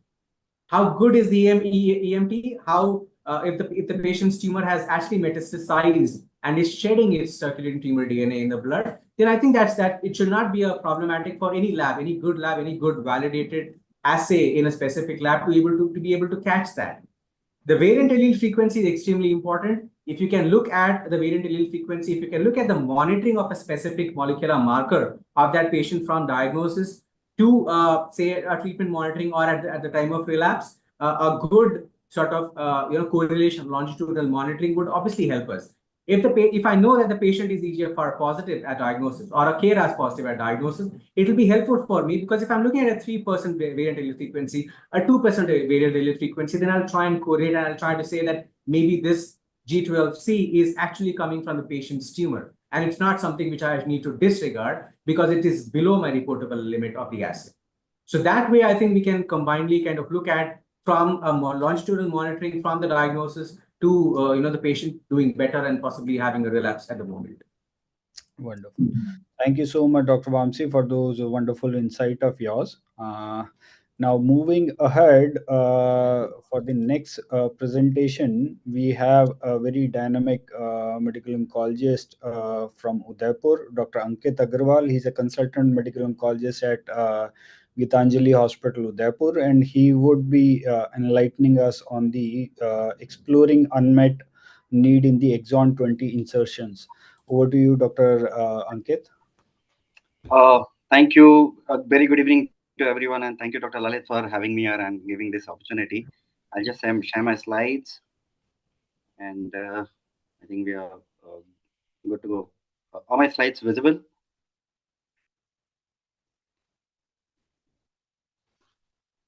So it is visible. Okay. Okay. So I would also like to thank J&J for providing the slides, and uh, uh, without wasting further time, we are I know we have some time constraints, and I'll try to do justice to the topic provided to me, and also keeping in mind that we are lagging behind by few minutes. So basically, in the next 15 to 20, 17 minutes, what we are going to discuss is a very interesting topic, which has been the topic of debate, and also we have included it on our routine clinical practice. And the topic that we need to discuss very often and very now and then we've been discussing it is the exploring the unmet needs in exon 20 insertion mutations in non-small cell lung cancer, and why exon 20 insertion mutations have come up in a big way in a routine clinical practice. So basically, the prevalence of exon 20 insertions in non-small cell lung cancers are they are basically the third most prevalent EGFR mutations after common mutations like exon 19 deletions and L858 beta R substitutions.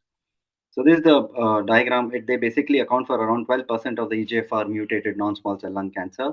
In our clinical day-to-day practice, the prevalence of this mutation, the exon 20 insertion, is slightly on the lower side, probably between 2 to 3% in our routine day-to-day practice.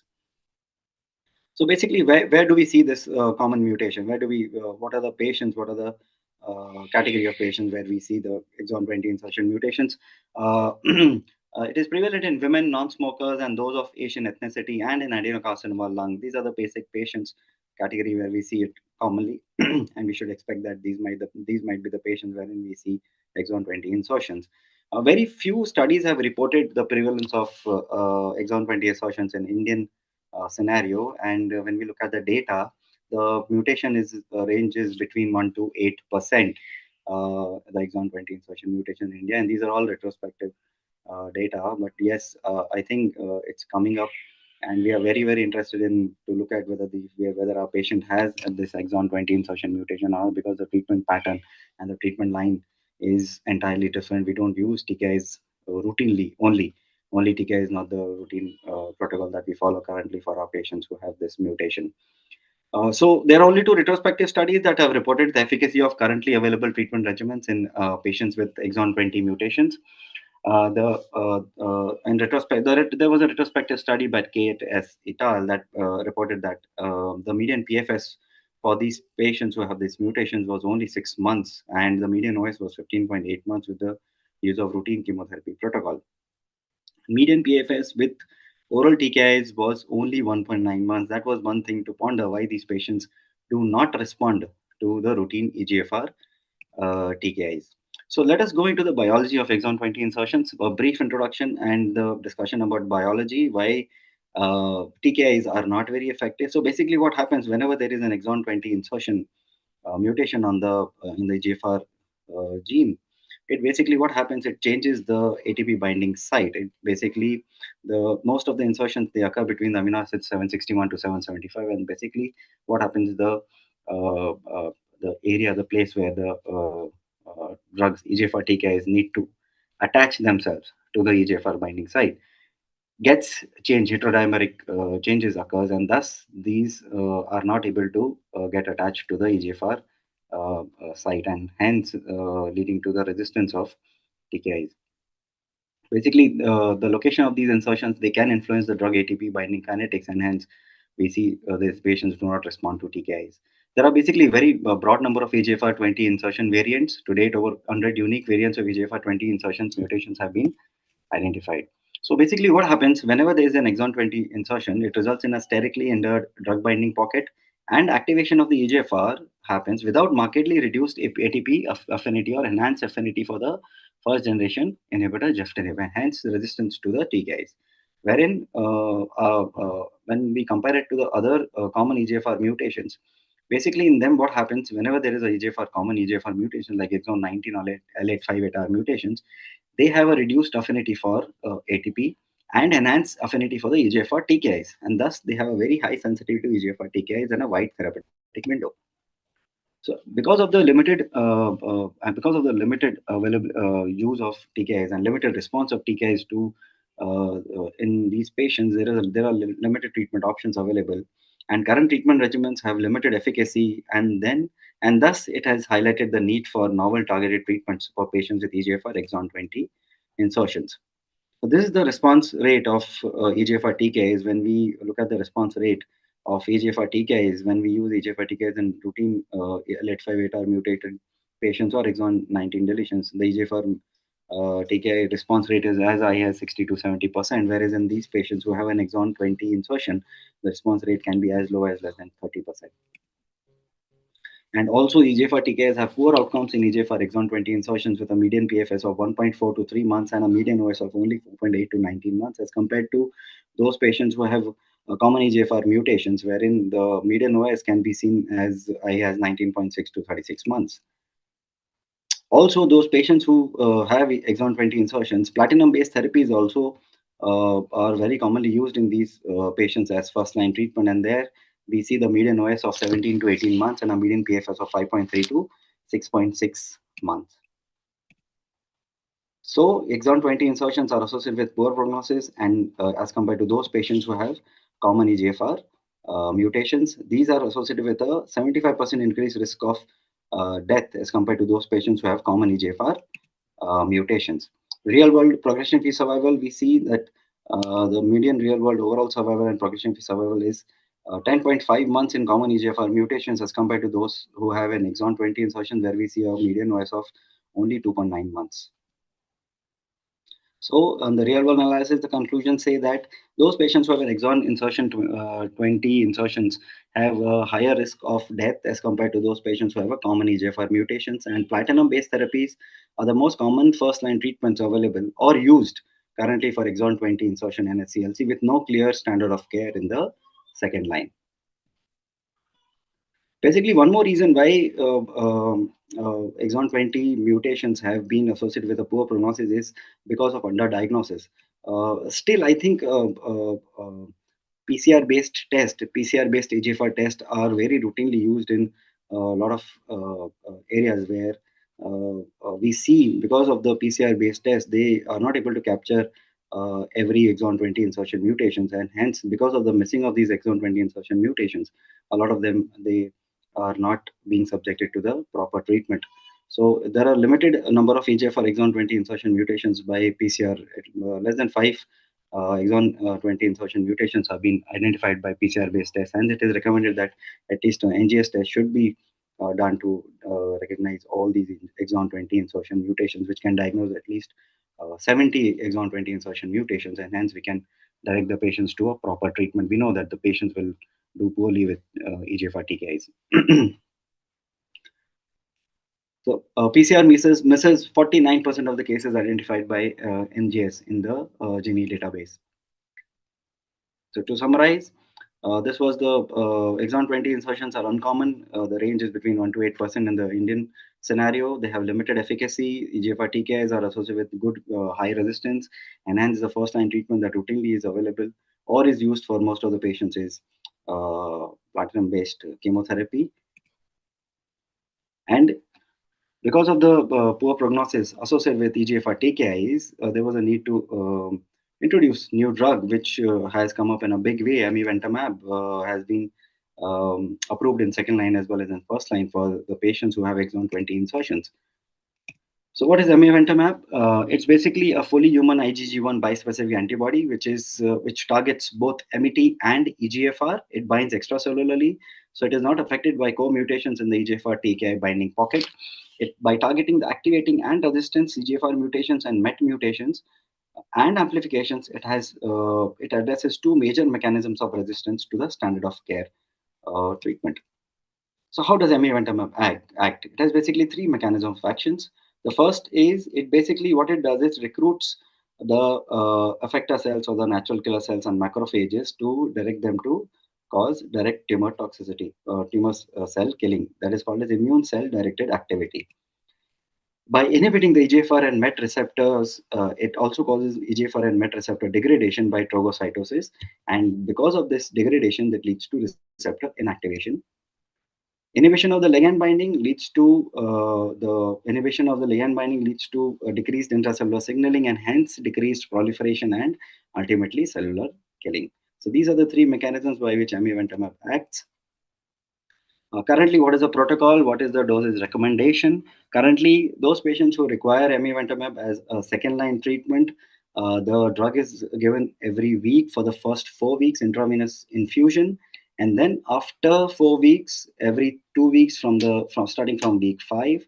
It is based on the body weight. Less than 80 kgs, the dose recommended is 1050 mg, 3 vials of 350 milligram each. And for those patients who have more than equal to 80 kgs of weight, the drug dose recommended is 1400 mg. So the first dose that is given is always is to be split over 2 days to reduce the risk of infusion-related reactions. The day one, it should be given at a 350 milligram. A single vial should be used for IV infusion. On day 2, the remaining dose, 700 or 1050 mg, should be used, depending on the weight of the patient. And it should be administered by a healthcare professional with appropriate medical support to manage the infusion-related reactions if they occur. So this is the schedule. How do we infuse? The infusion rate. The first dose that is given on day 1, the first week of the first day of day 1. First dose, week 1, the dose that is given is 350 mg. It is given at a rate of 50 ml per hour. Initial infusion rate, and then it is increased to 75 ml per hour to complete the 250 ml IV infusion. On the second day, similar 50 ml per hour it is started. The drug is mixed into 50 ml of normal saline and it is infused over 50 ml per hour, followed by 75 ml per hour. When the second week dose is given, it is started at a dose of 85 ml per hour. Subsequent weeks, you can give it at 125 ml per hour. This is how you prevent infusion-related reactions with a proper pre-medication schedule that has been decided. And the pre-medications should be glucocorticoid, antihistaminics, and antipyretic to be given before at least 30 to 60 minutes before the amivantamab infusion. There is also a particular pre-medication that has been included recently in the protocol of amivantamab. We'll discuss that just probably after a few slides. So just to give you a holistic approach of how amivantamab has come into picture in non-small cell lung cancer, we have a case. This lady was diagnosed with non-small cell lung cancer, metastatic and adenocarcinoma. She was given first-line palliative chemotherapy. EGFR mutations was upfront were not available. When she progressed on pemetrexed-based chemotherapy after 4 months of treatment, she underwent NGS, and it was found that she has exon 20 insertion mutation. And then she was started on amivantamab based on the protocol. So the data which has led to the approval of amivantamab in second-line treatment of non-small cell lung cancer patient has come up from the Chrysalis trial, which was a phase 1 study. It was basically a study to look at the safety and efficacy of amivantamab in EGFR mutated metastatic non-small cell lung cancer patients. It was a study to decide the dose. It was given at an escalated dose, and basically those patients who had EGFR exon 20 insertions, they benefit the maximum. They had the maximum benefit of amivantamab. So those patients who had EGFR mutated advanced NSCLC, they were given amivantamab at a dose of 1050 mg if they were less than 80 kgs and 1400 mg if they were more than 80 kgs. And this was the efficacy population. Median age was 62 years. Females, 59% of the patients were females. 49% were Asians. almost 50% were non-smokers and 50% were smokers. Most of the patients had received at least 2 lines of chemotherapy initially, or platinum-based chemotherapy.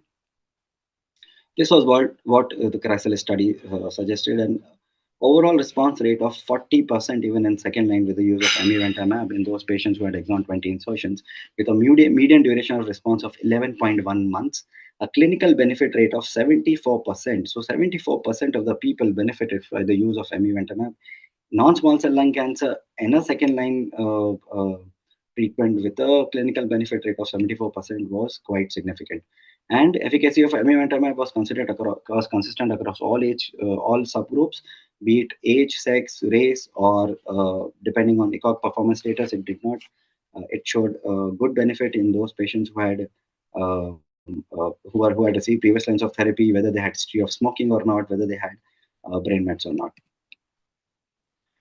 It was also observed across with similar overall response rate across all regions of exon 20 insertion mutations, with a median PFS of 8.3 months and a median OS of 22.8 months in the second line therapy.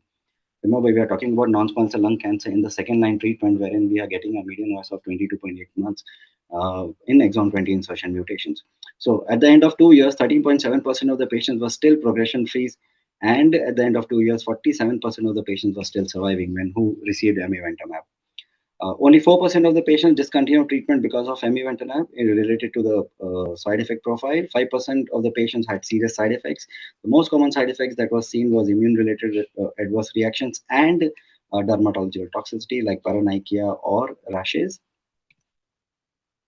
EGFR-related toxicity, 86% of the cases had rash, 45% of the cases had paronychia. MET-related toxicity, hypoalbuminemia leading to interstitial edema was seen in 27% of the cases. Peripheral edema was seen in 18% of the cases. 66% of the cases had infusion-related reactions. With the first infusion, the most common infusion-related reactions was seen in the first cycle, in the first week, and later on it gradually decrease, the incidence decrease, the infusion-related reactions.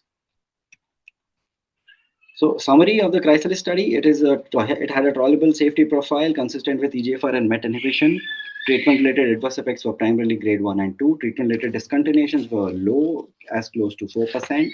Amivantamab showed robust activity, efficacy with an overall response rate of 40%, median OS of 22.8 months, and this led to the approval of amivantamab in the second-line setting after progression in those patients who had received pemetrexed-based or platinum-based chemotherapy for their non-small cell lung cancer patients. Just next probably 3 or 4 slides more to discuss about how do we manage the side effect profile. Basically we are going to discuss about the 2 major side effects of amivantamab. The first side effect that we need to discuss about is the infusion-related reactions, which are the most common side effects, which is seen in more than 60% of the cases. So basically, in the Chrysalis study, infusion-related reactions were seen in 67% of the cases, and only 3% had more than equal to grade 3 infusion-related reactions. So what is the protocol that should be followed to prevent the infusion-related reactions? So basically, this was the SKIP study that was conducted to develop a protocol to reduce the infusion-related reactions. They had the protocol devised various pre-medications to reduce the infusion-related reactions, and they found out that steroid pre-medication that is to be given at least 2 days prior to the amivantamab infusion had the best result and had the best prevention of infusion-related reactions. So basically, what the protocol says is, if a patient has to be started on amivantamab, dexamethasone should be given at a dose of 8 mg at day -2, that is 2 days prior to starting the IV infusion. It has to be given on day -1 and on the day of infusion. On the day of infusion, patient should receive oral dexamethasone as well as IV dexamethasone along with antihistaminics and antipyretics. And after 1 hour of giving the infusions, patient should receive IV amivantamab. This has led to a 3-fold reduction in the amivantamab-related infusion-related reactions. So this is the protocol currently that has been approved and should be routinely used in our day-to-day practice whenever we are using amivantamab for our patients. Incidence of IRR and related symptoms was reduced with prophylactic regimen. So this has been approved Currently, with this protocol, 22.5% of the cases had IRR as compared to 67.4% who did not receive day -2 and day -1 of dexamethasone. Currently, mitigating the skin-related toxicities, there was a trial that was the Cocoon study, which suggested that those patients who are to be started on amivantamab should be receiving prophylactic antibiotics starting from week 1 to week 12. That should be oral doxycycline or minocycline to be given for 84 days, and then it should be converted to topical clindamycin lotion for that is 1% on the scalp before bedtime. Those patients who are to be started on amivantamab should also receive paronychia prophylaxis, chlorhexidine 4% on the fingernails and toenails to be given once a day, and skin moisturization should be started from the first day of using amivantamab. And this has shown to be very efficacious and has prevented the dermatological toxicities to more than 35% reduction in the grade 2 dermatological toxicities have been seen after the use of these widely available and easy to use and inexpensive agents, which has included oral antibiotics like tetracyclines, moisturizers, and topical lotions like chlorhexidine. I think we'll just summarize. So basically, amivantamab is a novel, fully human bispecific IgG1 antibody that has the efficacy to inhibit EGFR and MET and acts through multiple mechanisms, basically inhibiting the ligand binding to EGFR and MET, triggering degradation of EGFR and MET, and also facilitating immune cell directed activity. There are still unmet needs for patients with EGFR mutated NSCLC with an exon 20 insertion who are generally insensitive to EGFR TKIs and have limited treatment options. And amivantamab is the only agent which has shown meaningful clinical improvement in those patients who have exon 20 insertion mutations.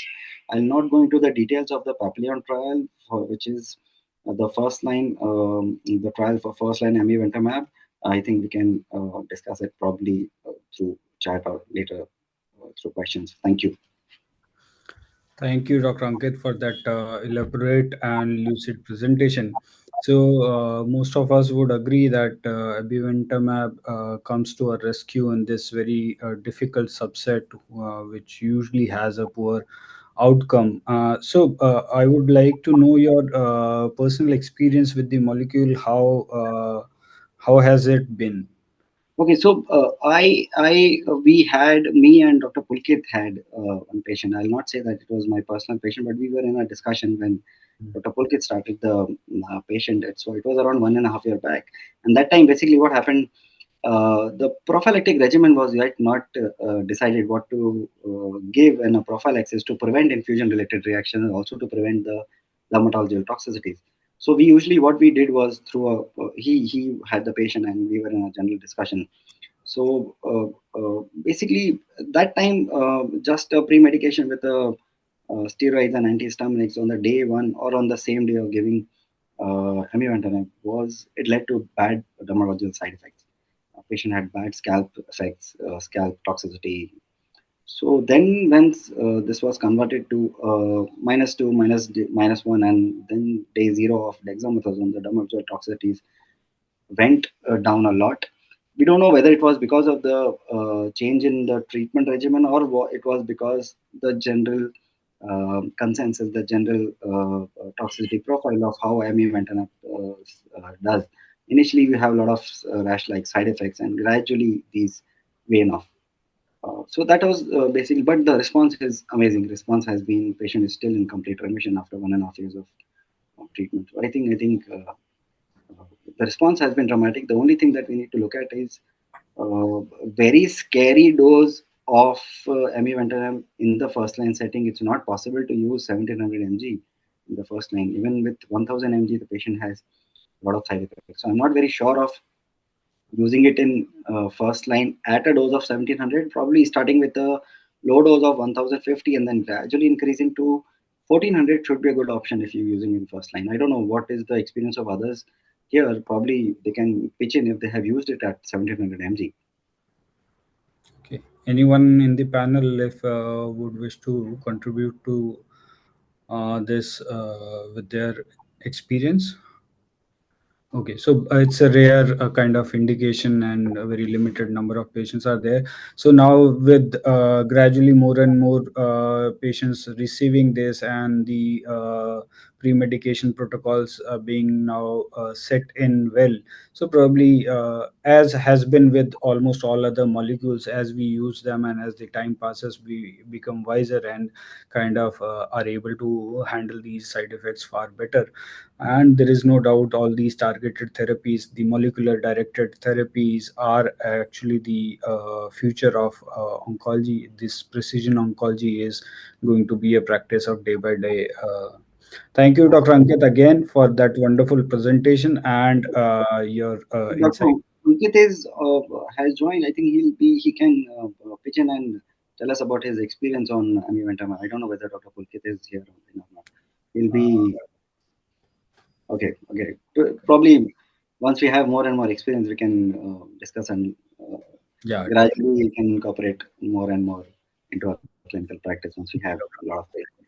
so, to take this session forward, for the next talk on managing stage 3 non-small cell lung carcinoma in real life, it is a sponsored session by AstraZeneca. We would like to invite a very learned expert of this particular subject, Dr. Preeti Agarwal. She is a senior consultant medical oncologist at Narayana Multispecialty Hospital. Welcome, Dr. Preeti, and over to you. Yeah, I'll just have to share my screen. 1 second. Please take your time.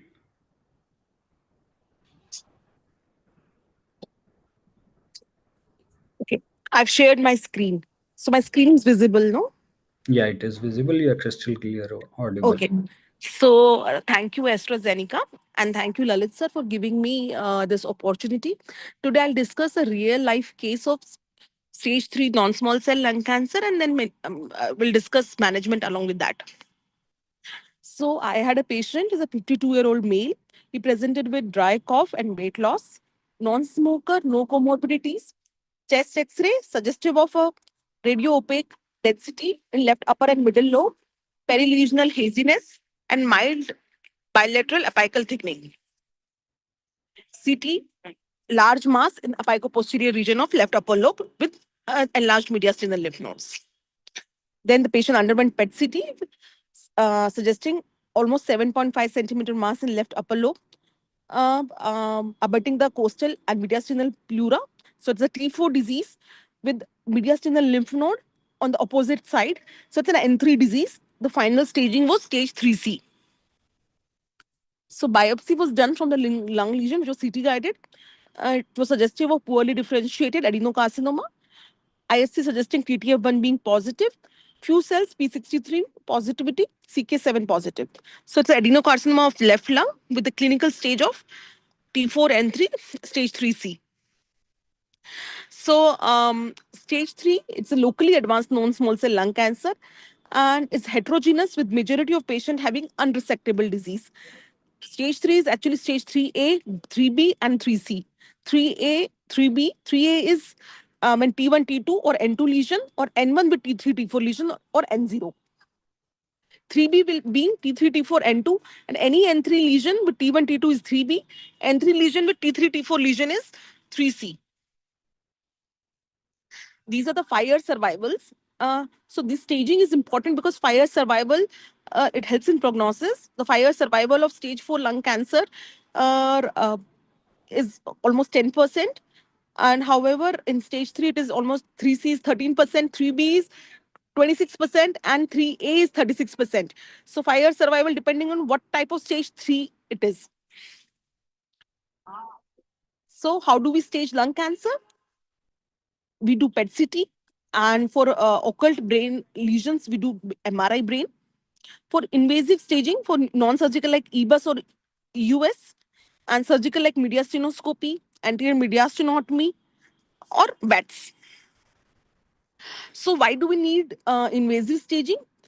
And the accuracy of CT and PET CT in mediastinal lymph nodes from 43 and 45 PET trials they have sensitivity from 55% and 80%, while the specificity is just 81 and 88%. However, when we go for invasive staging, like mediastinoscopy, EBUS or EUS, the specificity reaches to almost 100%. So the false negative rate reduces down, comes down. So that is why we go for invasive staging. So the treatment overview of treatment: stage 1 usually surgery, stage 2 surgery followed by adjuvant treatment, stage 3 CTRT followed by consolidation treatment, and stage 4 depending upon the disease, whether the NGS status, PD-L1 status, targeted therapy, chemoimmuno or supportive care, as we all know. So unresectable stage 3 non-small cell lung cancer, there are two challenges. The first challenge is loco-regional control. The other challenge is systemic control. And brain is a sanctuary site for metastasis. So now coming to this patient, is a stage 3C T4N3 disease. T4 because the lesion was more than 7 centimeter with invasion of pleura. N3 because there was contralateral mediastinal lymph node was positive. So the patient was unable to come for radiation initially. So the patient was planned for initially for chemotherapy, which was given on weekly basis. Paclitaxel 100 milligram per meter square. Carboplatin was given AUC 5 every 21 days. Patient was given for planned for 3 cycles followed by assessment. However, during first cycle, patient developed hypersensitivity reaction to paclitaxel. So it was changed to nab-paclitaxel. Post 3 cycle, the patient had partial response to therapy. So what role of induction therapy in unresectable patients? So in Pacific trial also, almost 26% patient had initially received induction chemotherapy followed by definitive chemoradiation therapy. So sometimes patients are not able to undergo radiation upfront. So induction chemotherapy may be planned, and as almost 26% patient received induction chemotherapy in Pacific trial as well. So after induction chemotherapy, now the patient was planned for CTRT with weekly pacli and carboplatin. Paclitaxel at 50 milligram per meter square, carboplatin at AUC2, along with radiation, which he received at 66 gray in a 33 fraction by IGRT technique. He tolerated treatment well. The treatment of stage 3 non-small cell lung cancer remains definitive concurrent chemoradiation therapy rather than sequential chemoradiation therapy. There was a Kindle study presented in ESCO. This is a real-world data of almost 3,151 patients of stage 3 non-small cell lung cancer. The best outcomes are achieved by concurrent chemoradiotherapy compared to sequential chemotherapy or chemotherapy alone or RT alone. So CTRT had the favorable outcomes compared to other group of patients. So now after CTRT, now we'll discuss the outcomes of consolidation trials in locally advanced unresectable non-small cell lung cancer. So there have been multiple trials where they tried to consolidate it with adjuvant chemotherapy like docetaxel or docetaxel cisplatin or PEMSIS or etoposide, but these trials or increased dose of radiation, and but these trials failed. With these trials failed or failed to show any benefit of consolidative treatment post CTRT. So continuing with the case, 4 weeks later, the patient started. 4 weeks later, the patient started developing cough, and CT was suggestive of radiation pneumonitis, and the patient was started on radiation. The patient was started on steroids. In 4 weeks, radiation pneumonitis started resolving with the tapering dose of steroids. So now let us discuss with the role of immunotherapy in such patients. This is a Pacific study in patients with stage 3. It's a phase 3 randomized double-blind placebo-controlled multi-center international study in patients with stage 3 locally advanced unresectable non-small cell lung cancer who have not progressed following definitive CTRT and at least received platinum-based therapy of at least 2 cycles. The patients who were 18 years or older with a performance status, good performance status of PS0 or 1, with expected life expectancy of more than 12 weeks, and archival tissue was collected in all patient comers. So the patient were randomized within 1 to 42 days of post CTRT to maintenance durvalumab, which was given at a dose of 10 milligram per kilogram to be given every 2 weekly till 1 year, or placebo in a 2:1 randomization, which was stratified depending on age, sex, and smoking history. The primary endpoint being progression-free survival by blinded independent control review using RECIST 1.1, and overall survival. The key secondary endpoint was overall response rate, duration of response, safety and tolerability, and patient-reported outcomes. In Pacific study, uh, all patients received 2 or more overlapping cycles of platinum-based chemotherapy along with concurrent radiotherapy. Patients may have received prior chemotherapy. I already discussed almost 26% patients received induction chemotherapy prior to CTRT.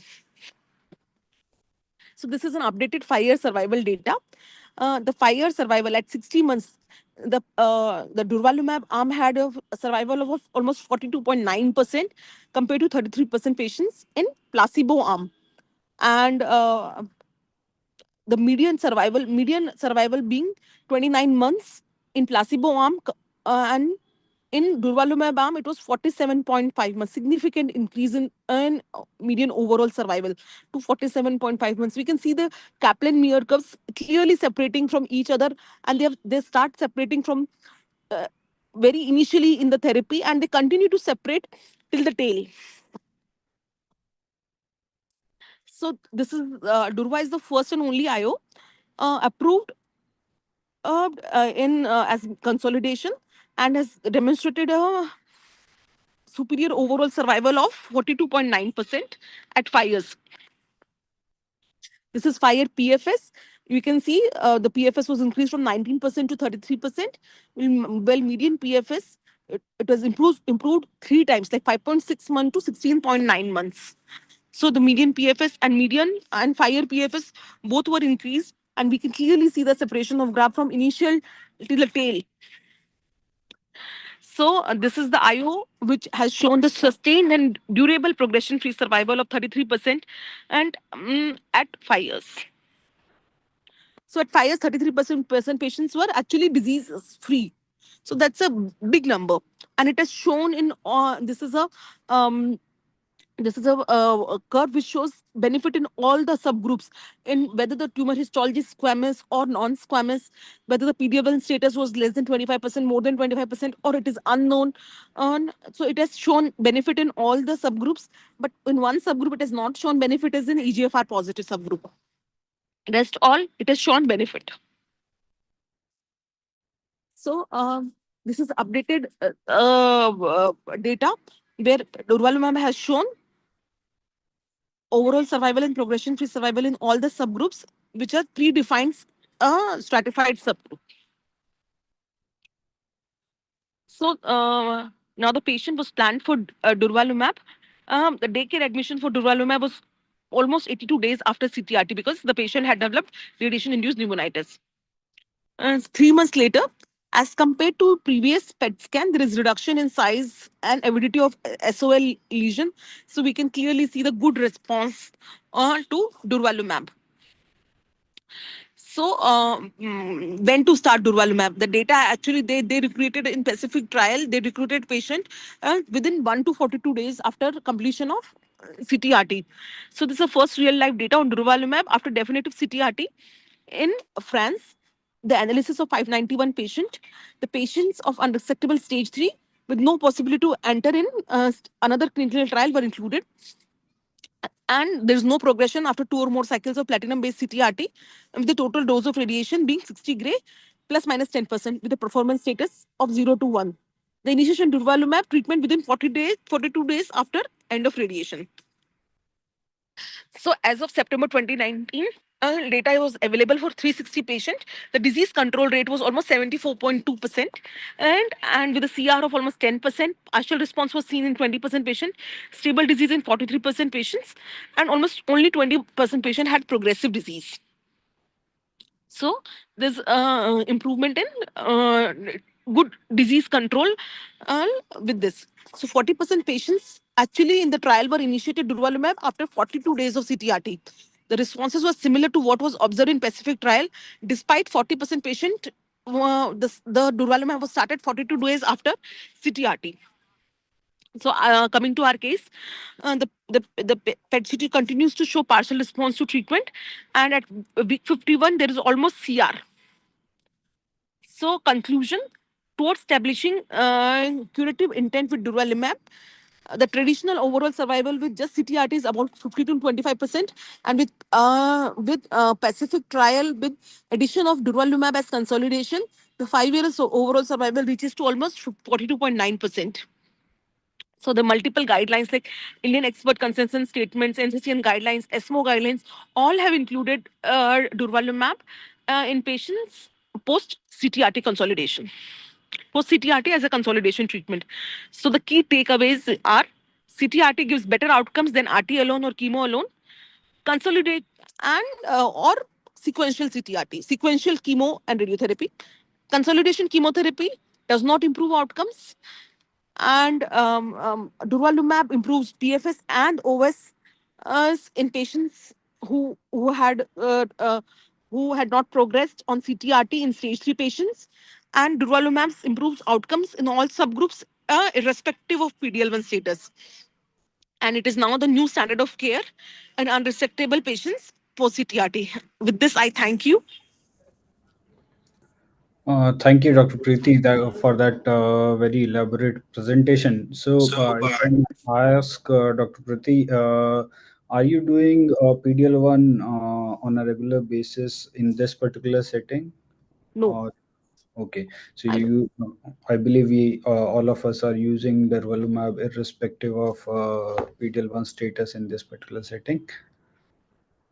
But I do EGFR testing, and I try to add osimertinib post CTRT, not durvalumab. I've shown that even in the subgroup analysis, EGFR mutated patients don't do well on durvalumab, and we know that the patients with EGFR mutation positive, they don't do well with immunotherapy.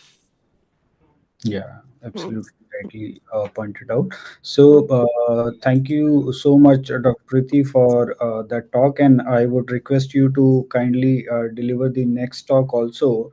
The next talk is sponsored by Roche, and Dr. Priti is going to enlighten us regarding the 6-year survival in patients with end-stage small cell carcinoma treated with atezolizumab, the IM Power 133 study. Over to you, Dr. Priti.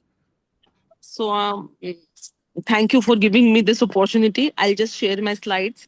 I'll just try to finish it very, very fast because of the lack of the time. Already we are late. You may take your time, Dr. Priti. Okay, okay. Thank you so much. I'll just share my screen again. Okay, my screen is visible now. Yeah, it is. Okay.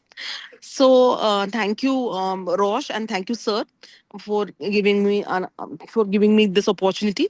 So I'll discuss extensive stage small cell lung cancer, the 6-year survival data with atezolizumab, the umbrella study, which was a extension study of IM Power, extensive stage small cell lung cancer. So IM Power 133. What was the rationale behind that? Last 20 years, we know that small cell lung cancer, the nothing was changed from etoposide to etoposide carboplatin, and 5-year overall survival is 2% with chemotherapy, with median overall survival just 10 months. And small cell lung cancer means they're not the long term survival is less than 2% or going to 0%. The goal of chemoimmunotherapy combination is to create more favorable environment to maximize the potential of immune system to eliminate cancer. The 5-year survival rate are poor with extensive stage small cell lung cancer. When treated with chemotherapy alone, we can clearly see the 5-year survival being less than 2%. It is almost 0%. I've never seen patient surviving beyond 5 years in small cell lung cancer, extensive stage. So IM Power 133 was designed to add immunotherapy along with chemotherapy so that to improve survivals. The atezolizumab at the dose of 1200 milligram was added along with etoposide carboplatin. Etoposide carboplatin compared to placebo, which was etoposide carboplatin for 4 cycles, followed by atezolizumab maintenance. And then in placebo arm, it was just placebo. Nothing was given. Placebo was given. The the inclusion criteria were 403 patients were enrolled. Inclusion criteria were measurable extensive stage small cell lung cancer with good performance status of 0 and 1, no prior treatment, and patient with treated asymptomatic brain metastasis were eligible. It was stratified according to the sex, performance status, and presence or absence of brain mets. The primary endpoint was overall survival and progression-free survival. The other secondary endpoint was objective response rates, duration of response, and safety. So, investigator assessed. The core primary endpoint was OS and PFS, which was investigator assessed. The secondary endpoint being overall response rate and duration of response and safety. So, these are the Kaplan-Meier survival plots of the study.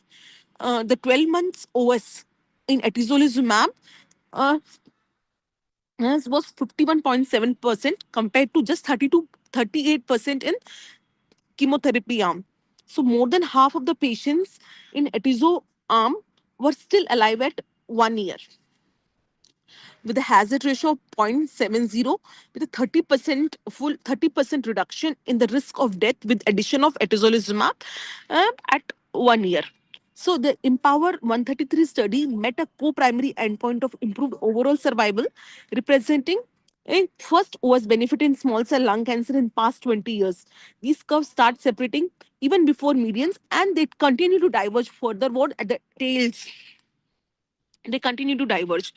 So atezo plus chemo plus etoposide prolonged not only the overall survival, but also progression-free survival.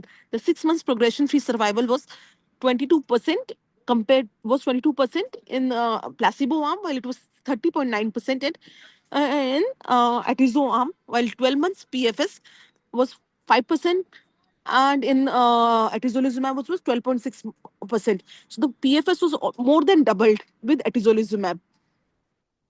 The PFS the atezolizumab plus chemotherapy continued to show improved overall survival at the updated analysis of 24 months. At 24 months, the overall survival was 16% in placebo arm, while it is 22% in atezolizumab. So over a third of patients in atezolizumab were still alive at 18 months in atezolizumab arm. So this is updated safety profile. The atezo versus placebo, the grade 3-4 events were almost similar. Placebo 63.3%, in atezolizumab arm it was 67%. The treatment-related adverse events were almost similar. However, some withdrawal was adverse event leading to withdrawal of atezolizumab was 11% in atezolizumab arm compared to 2.6% in placebo arm. So summarizing Empower 133 study, it's the first positive trial of immuno plus chemo, a combination in first-line extensive stage small cell lung cancer. Atezo plus carboitopo is the first major treatment advancement and in extensive stage small cell lung cancer after almost 20 years. And it has been approved by NCC and ESMO, other key guidelines for extensive stage small cell lung cancer. Superior survival, the median survival was increased from 10 to 12 months. However, 1 year survival rate was 38% compared to 52%. Like 50% patient was still alive at 1 year. Now, going to the 6-year survival data of extensive stage small cell lung cancer in patients who were treated with atezo in an Empower 133 study. It is Umbrella A study. It's an extension study result. So the patients of Empower study of atezolizumab, last visit was in July 2020. And the patients who were given atezolizumab were still doing well, were till January 2019, the cutoff date. And last patient follow-up visit was on July 2020. The patient were rolled over to Umbrella extension study, who were still doing well. The 18 patients were there. The patient continued to receive atezolizumab at study closure and were in survival follow-up. So the study closure was done in Jan 2019, and the patient and then was done an extension to umbrella study. 18 patients were enrolled. The median age of such patients was 60 years, while in IM Power Atizo arm it was 64 years. Age less than 65 years was present in 14 patients. Almost 78% patients were less than 45 years. 11 patients were male. And important is 2 patients had brain mets and 2 patients had liver mets. So even though 2 patients of brain and liver mets had still gone to umbrella study, which were doing well on atezolizumab. So this is a long-term follow-up data. So umbrella study, the 1 year overall survival of Empower and umbrella studies 52% versus 39% in placebo arm. 2 year 22% versus 16%. 3 year it is 16%. So in umbrella, the patients who were on placebo were not included. So the graph stops here only. In umbrella, only the patients who on Atizo arm were taken. 4-year survival was 13% and 5-year survival was 12%. So 5 years, almost 12% patient was surviving at 5 years in extensive stage small cell lung cancer. With 2 patients being had brain mets as well. It is quite significant. 5-year overall surviving being 12%. The patient of IM Power 133 who enrolled in umbrella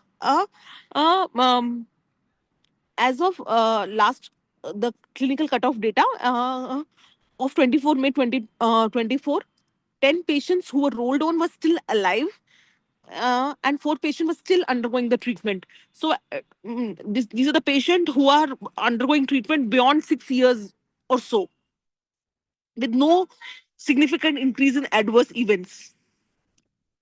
The overall survival rate across small cell lung cancer trial is similar with Atizo or Caspian trial.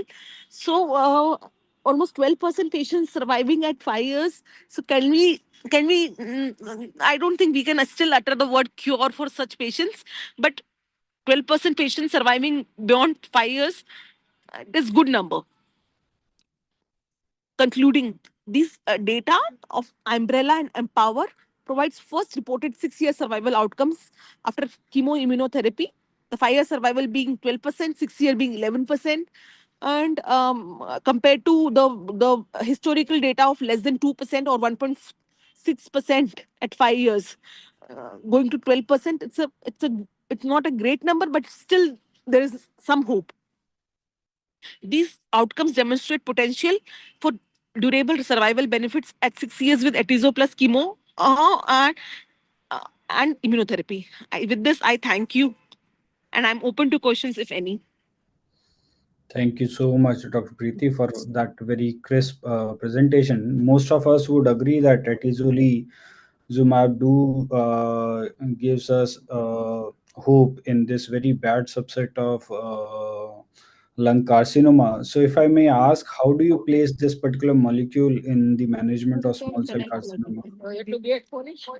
Yeah, I do try to add Atizo with EP, chemo, in management in extensive stage small cell lung cancer. I do try to add.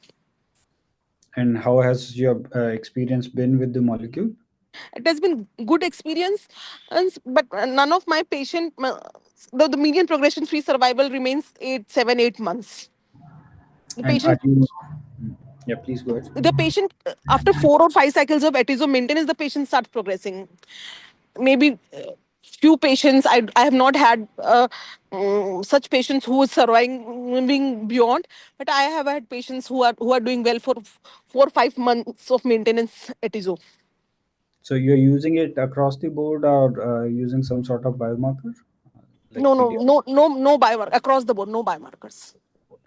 Thank you. Thank you so much, Dr. Preeti, for that insight of yours. And moving ahead with the session, the next talk is sponsored by AstraZeneca. And to present this talk on maximizing outcome with osimertinib in EGFR mutated lung cancer, I would like to invite a very dear friend of mine, Dr. Tarajant Gupta. He is an excellent orator and he has this penchant for dissecting the data to the depth, which makes him an expert of this particular topic. So over to you, Dr. Tarachan.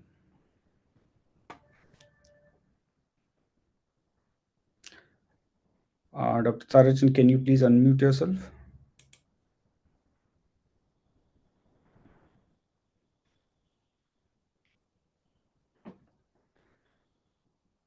Yeah. Thank you, Lalit. And finally, after a long show of Preeti, I got the chance to speak. At least in the end, but at least I got the chance. You are Okay. the showstopper, dear. So my slides are visible now. Yeah, they are. So we are going to discuss today the king of EGFR, osimertinib, and EGFR mutant lung cancer. And so we will be talking about the three case scenarios only. EGFR mutant with high PD-L1, oligoprogression, and patients with brain metastasis. So first of all, EGFR mutant with high PD-L1. So this is a case scenario where a 65-year-old non-smoker male with a characteristic lung cancer symptoms diagnosed to have adenocarcinoma of lung with clinically T3 and 3M1 and left pleural metastasis. On evaluation, he was found to have PDL1 expression 95%. Wow, so charming. And oncogenic driver testing, EGFR exon 19 deletion, let's say it is BAF is around 56 or 72%. So to whom should I choose? Katrina or Priyanka? TKI IO, because both are looking good and 95 and 56% BAF. So let's discuss. Does the efficacy of osimertinib affect it? No. As per the FLORA trial, if we see these curves, always PDL1, PFS, irrespective of PDL1 status, is around 18 months. The comparator arm was having 7 to 10 months of PFS in comparison to the osimertinib in FLORA trial. So do PDL1 inhibitors have good response in EGFR mutant patients, or immunotherapy is better? Again, so these are the trials where we can see these all the three Khans, atezolizumab, nivolumab, pembrolizumab, did not show any OS benefit in a EGFR mutant lung cancer patients. All the ASCO guidelines and NCCN guidelines also support that in EGFR mutant lung cancer patients, immunotherapies are not having so great benefit in terms of especially overall survival. So now we are discussing towards the next case scenario is oligoprogression. This was a 45-year-old female non-smoker diagnosed to have stage 4 non-small cell lung cancer, EGFR exon 19 deletion, treated with osimertinib. After 18 months of PFS, patients were having 2 new metastatic bone lesions. So all these cases are hypothetical. So here the first question coming to the mind, should I do biopsy? Yes, I will do biopsy because there are some resistant mechanisms are there for the EGFR, either T790 mutation or second most commonly the MAT amplification. So now the second thought comes, if there is again a EGFR mutant, then should I continue for the TKI only? Or should I add the chemotherapy to TKI, or local ablative therapies should be added to TKIs? So patient was treated with a local stereotactic body radiotherapy for bone lesions. Osimertinib was continued for next 8 months, and then patient progressed and multiple bone lesions. So this shows that if the patient was having only oligoprogression at this time point, the local ablative therapies can give a more PFS benefit and can add the more PFS if we treat with the local ablative. Either that may be a surgery or that may be a stereotactic body radiotherapy, and that is also supported by the NCCN guidelines and other various guidelines. This PFS gives a quality of life because all of us know that the osimertinib has the least toxicity profile. So say taking a simple tablet and for the next 8 months is good for the health. So these were the trial. We are discussing the study where the 3 cohorts were there, patient with no prior TKI, cohort 2 T790M positive and receiving osimertinib, and previously treated with osimertinib and eligible for locally ablative therapy, and continued with the local adult. So these were the PFS 11.2 and 15.8 month for the cohort 1 and cohort 2. And this approach can maximize duration of EGFR TKI therapy and prevent switching to other systemic therapies. The punchline is that it is not the EGFR TKI therapy, it is adding the quality of life, because as we discussed last slide, that the osimertinib is having the maximum safety profile among all EGFR TKIs that gives quality of life to the patient. So this is another abstract which discussed that the continuing therapy beyond progression with EGFR that shows 50% patient of T79 and EGFR positive. There was T790M was preserved in the 50% patients, and 50% patients lost the T790AM.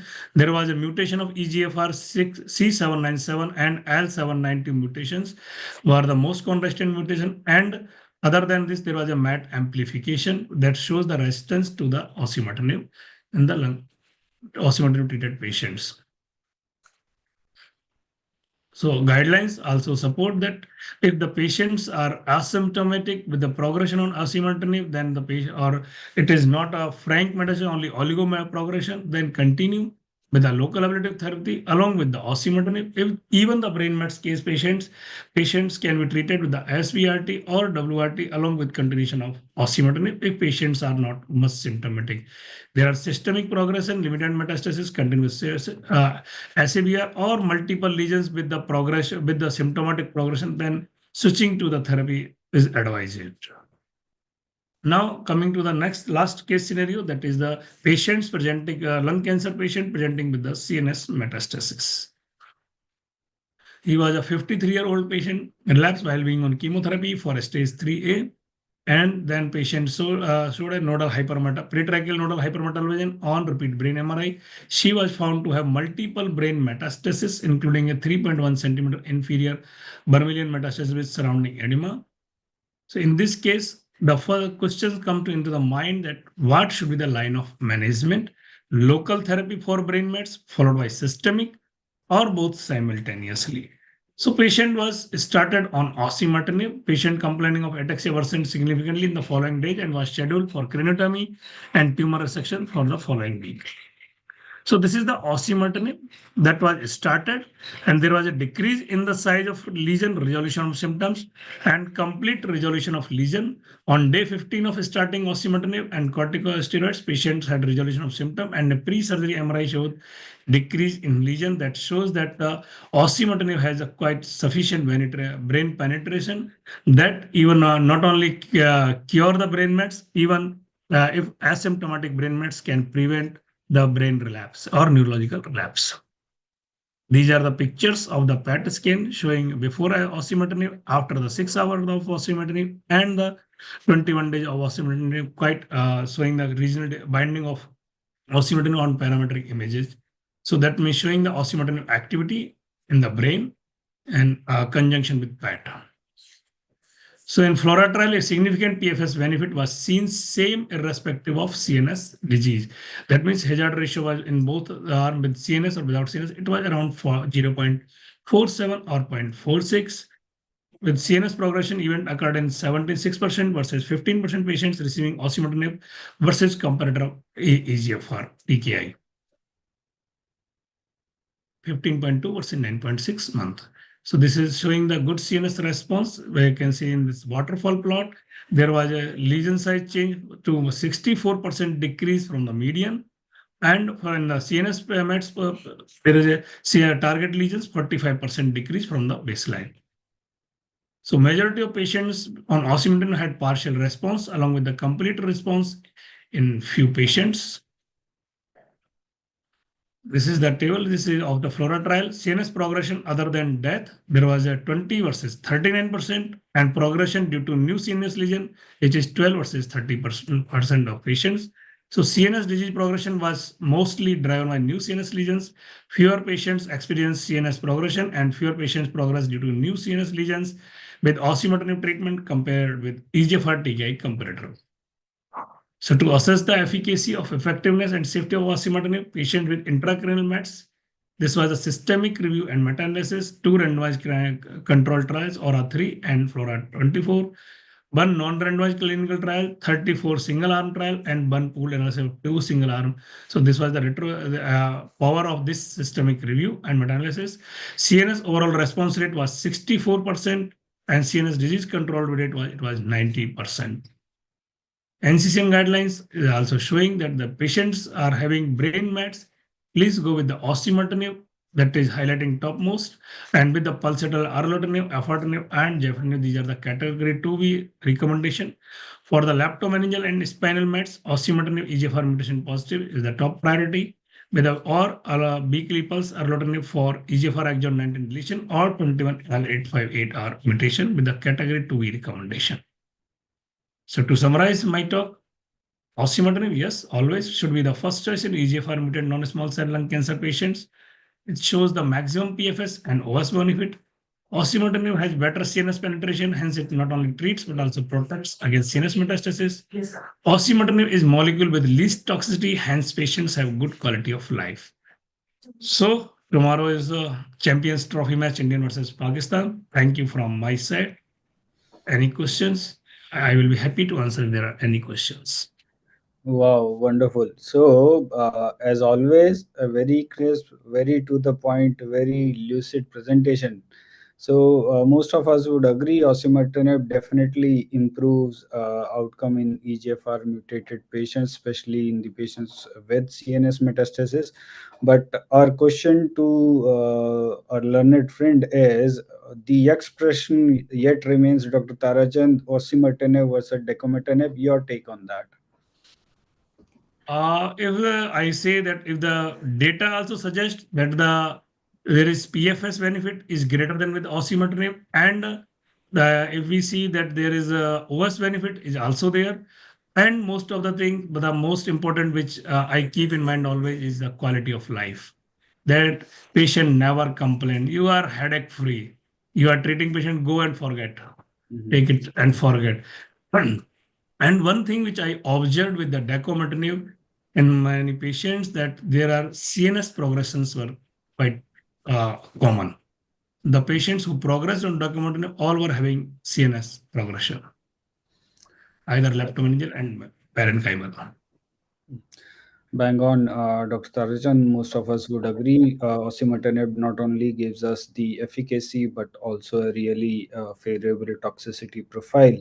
And the another important aspect, which probably is going to gradually going on the back burner, but still, your thoughts on sequential therapy. Do you still in this era consider sequential therapy?